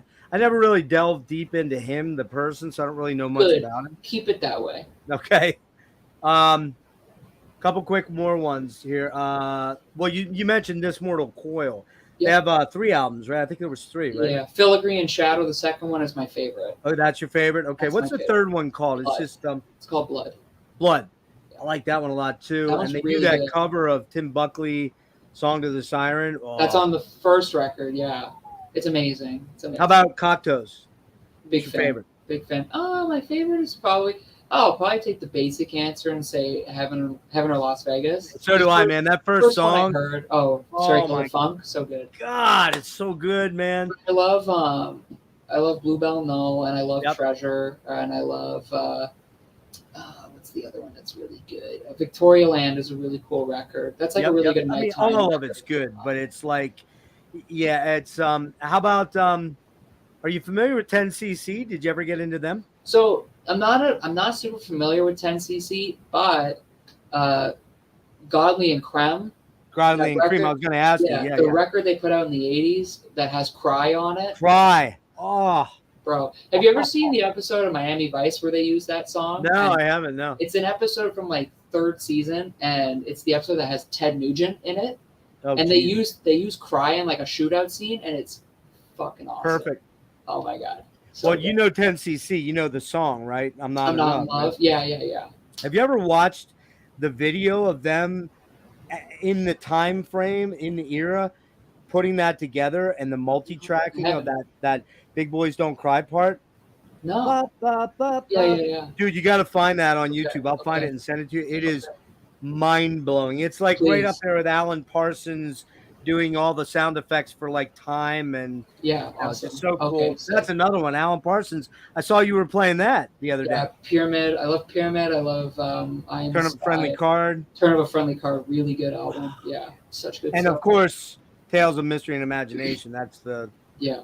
godlike one. I love the idea that like that guy was working on Dark Side of the Moon with Pink Floyd, and Yeah. he just had such a fun time doing it. He's like, I think I just want to keep making records like that. Yeah, I just want to create a band. Let's do a band, guys. You know. So I just hire a bunch of it's called the Alan Parsons Project, and then you could be like, what did he play on the record? I'm like, oh, he didn't play anything. No, I just produced it all. Yeah, he just produced. I just recorded it all. Yeah, that is a weird one. And then That's of course, to me, their masterpiece, honestly, is iRobot. I mean, that is just Oh yeah. What I like about what's cool is I think on Pyramid, I think on the song like The Eagle Will Rise Again, I feel like that's like Colin Blunstone singing. So it's like he found these like famous the guitar player, right? Yeah, like he found these like famous UK guys to like be in the band for just a couple songs on a record, and I think that's because really I think cool. Colin sings "I Wouldn't Want to Be Like You." I believe. I think so. You know the song I'm talking about? Yeah. Off iRobot. Yeah, man. I mean, just dude, there's just too much music. Like, and that's a good problem to have, right? So, last question for you because I want to get you out of here, man. All right. And I want to thank you so much for Thank you, man. Thank doing you. this for me. And I'm gonna talk to Kelly, man. I know Kelly really well from Atheist, All right. and I'll see about maybe if I can get you on the list for the show. Oh, sure. No pressure. No pressure. No, I know. I mean, I know you'll go buy a ticket probably anyways, but I'll check in with him and see if that's a Someone I possibility. know is playing in the band for this tour. One of the guitar players. Oh, really? Yeah, his name's Jerry. He's from like Worcester, Massachusetts. He's a Yes, that's on yeah, fire right. guitar player. Yeah. The guy is that the guy from now, are you sure it's the same guy? Because I think he changed band members. No, he's on tour with them right now. He's in with them now. His Okay, all name's right. Jerry. He has a band called I think they're called Ancient Death. Oh, okay, Very all right. cool Okay. stuff. Very cool stuff. Very. Okay. Well, then you already have your own hookup if you really need to use it. Then. Anyways, go on. Let me ask you this. Sure. One of the things that you said about Dream Unending is that it's a hopeful thing, and it very much is because it's a very emotive. The songs are very emotive. They get you in the feels, sort of, kind of. Yeah. But one of the things you talked about a lot, and I find it very interesting because of a couple different things. One, it's a fear that I've lived my entire life with. And if you don't want to answer this, you can just say I don't want to talk about it. So just when I bring it out here, I think you might know where I'm going with this. Sure. And now what I'm faced with, it's very palpable. So you mentioned that a lot of Dream Unending is kind of related to a fear of death and dying and the unknown. Yeah. Can we dig into that a little bit? Sure. Okay. Talk to me about what, like, well, just fill me in on what your perception of all that is and how it's affected your music and maybe your life in general. I think with life in general, I think what happens is that I get scared of how much or how little time I might have, and I don't know. And I don't want to live life angry. I want to make the most of what I can do. That's why I got so much into like music and guitar playing. And once I realized I had a knack for it, it was just like, this is something that I can at least, something positive that I can do with my life that someone else can resonate with. And then at least I did something that was good, that was positive.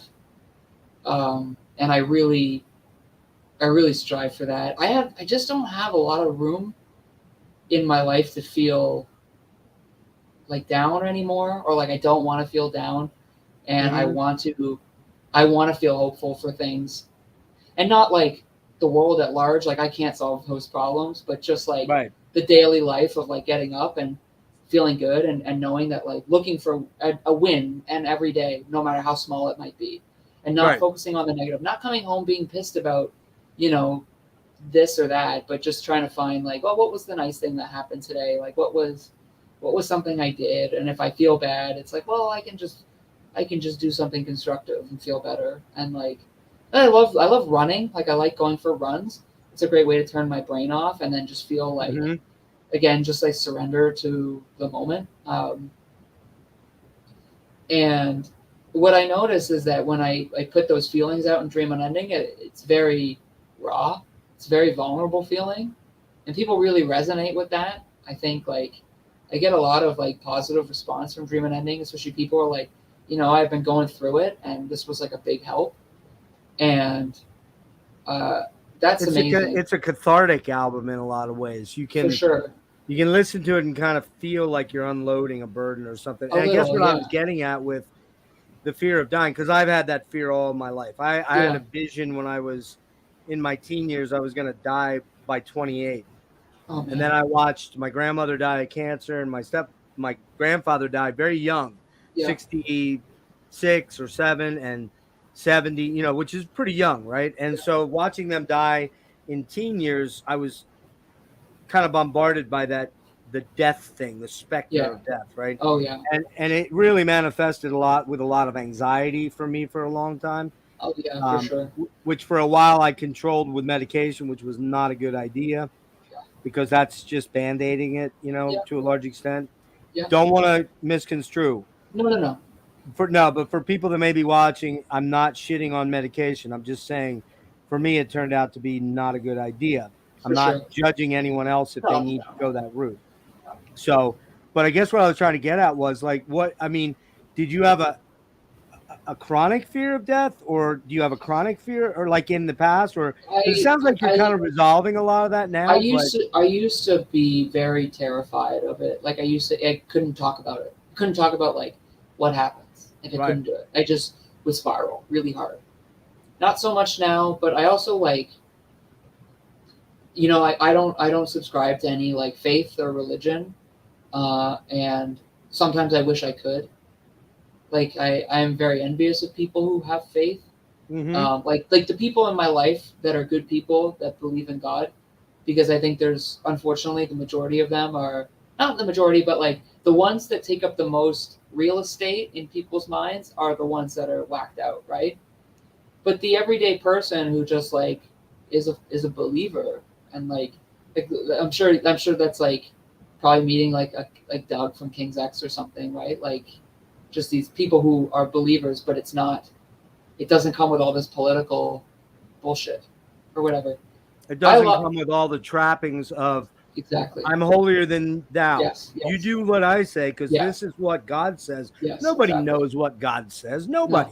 no, And the Bible is just a great story that's been written 100 over times. Yeah. millions of years or Now, whatever, thousands of years.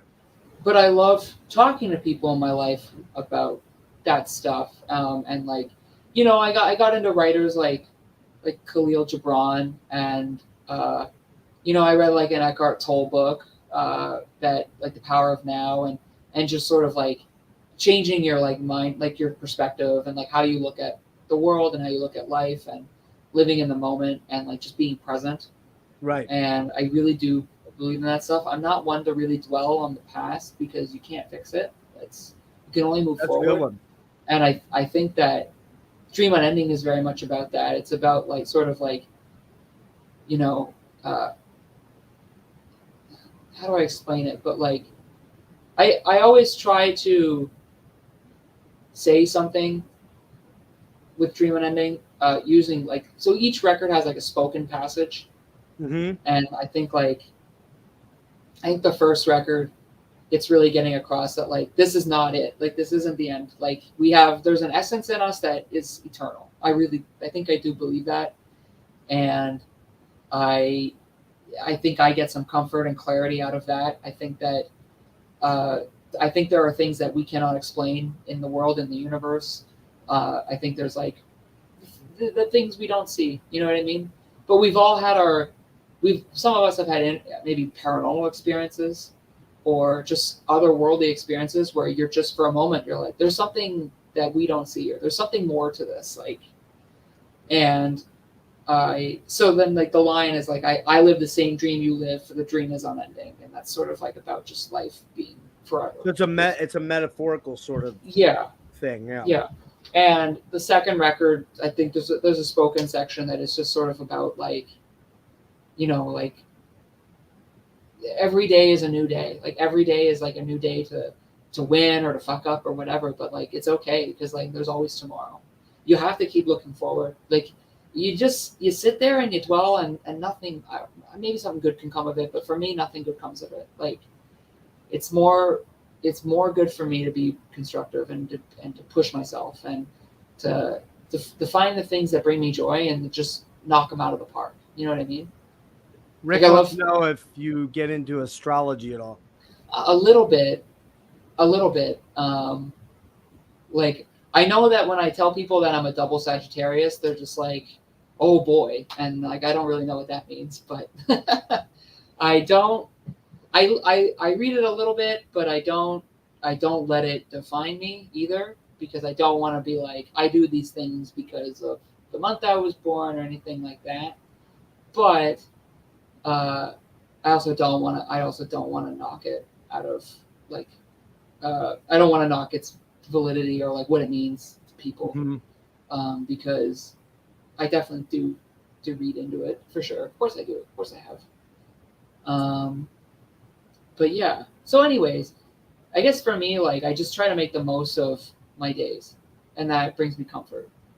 Yeah, It's like you seem like a very positive person in general. I mean, I don't try to know be. you like your best friends or your wife or something like that, but it seems like you're a pretty easygoing dude. You're pretty chill overall. Although I think like me, and I'm definitely ADHD, so I like have to be Yeah. like my brain's Oh, always it's running in terrible.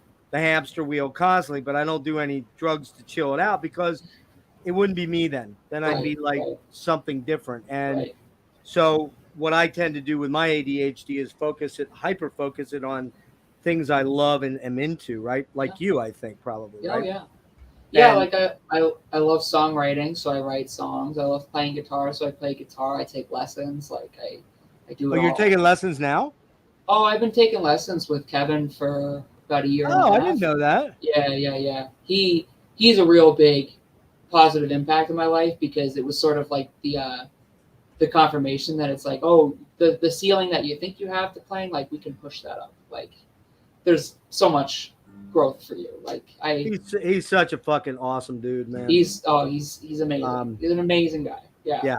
I have Oh, to and say, I got to hang with Luke for 5 hours almost, and it was, I talked to him once before, like back in 16, and it just turned, I have to say, doing this has brought me to so many wonderful people, you included, oh, it's amazing. Yeah, and yeah, it's such a cool experience to just the connectivity of yeah. the human experience and the things that we enjoy, anathema, guitar, all those things. Yeah, there's a 22-year age difference between us, but there's very little space between us. You know what I mean? Yeah, When for you sure. really get down to the essence of it, we're Agreed. all, and I can be the most negative dude in the world. Like I really can. Like right now, the Sure. political situation in this country Oh God, makes me physically ill. that's So I have to terrible. detach myself from it because it makes me hate certain people, right? I understand. Yeah. But it's like when I turn to this stuff because it's what makes things good for me. You know what I mean? Oh yeah. And I have a couple quick records, and then you're out of here, man. All Do you right. know Fatuo Fuoco? Nope. I'm gonna send you Send me links that. on some of the. I bet I'm gonna go 0 for how many records. You think? We'll see. I know you're gonna know this one. Oh yeah, that's a great album. That's your boy. That's some of your guys, right? All right, you're probably definitely gonna know this one. I'd be shocked if you didn't know this one. That's a good record. Because if you love Cynic, you're gonna love this, right? Yeah, it's a good record. This one I hear a little bit of influence on Oh sure, yeah, awesome stuff. on Two Mold. Yeah, Bit. Boiled in the Hourglass, like big tune. Do you know this one here, man? Because this is I pimp this record all the time. Fear of God. Is that the same Fear of God? Like the Don Crosby from where, Dayton. where are they from? They were from L.A., I believe. I think I'm thinking of a different Fear of God. I don't know that one. You gotta know. You gotta check this album out. Okay. I'm sending you links for all this shit. Yeah. And then I gotta pimp Marissa. I gotta. Do you know Marissa? Oh Never? yeah. Oh yeah. Amazing stuff. Amazing. She's my stuff. favorite. I love her to death. And Amazing stuff. I got to see her and hang out with her a little bit in Philly. That's awesome. About a month ago, she went on a small tour. Amazing. Her music's great. Her voice is Good stuff. otherworldly, man. Good stuff. Can I talk to you about Anathema at some point in the future soon? Yeah. We can discuss? Yeah. All right, cool. Totally. Hey man, anything you want to add to wrap things up here? Real quick, I played bass on the new Outer Heaven record. Oh shit, It's okay. It's okay. I missed comes it. out next month. And I've been keeping busy with everything else. If you like my music and you want to talk about it, you can email Dream Unending is the best email to send it to, which is thedreamisunending@gmail.com.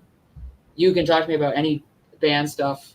It doesn't have to be Dream Unending, but if you have questions, you can always reach me there. Yeah, that new Lunar Chamber record is good. I have other stuff coming down the pipeline as far as like music I make. So yeah, if you like what I do, I mostly just use Instagram. That's where I kind of plug anything I'm doing. But yeah, I'm always keeping busy. Last thing, all of Derrick's links are in the description below. Oh, sweet. And check out, there's news coming Oh yeah, on Two Mold. So sure. stay tuned. It's coming. I don't even know what it is. I just kind of know a tiny little piece. And I'm not talking under penalty of death or something like that. Real quick on my channel here, real fast. Tomorrow night, 10 o'clock p.m., Chuck and I are doing the first 10 records of the Moody Blues. We're going to do a deep dive on the Moody Blues. Some of the best progressive rock you're ever gonna hear. Days of Future Past. I totally forgot how fucking amazing that album is. In Search of Lost Chord, same thing. Anyways, that's that. Next Tuesday, the 20th. I think it's the 20th, Tuesday. Jimmy and Serge and I, we are doing Alcest. We're doing the catalog of Alcest.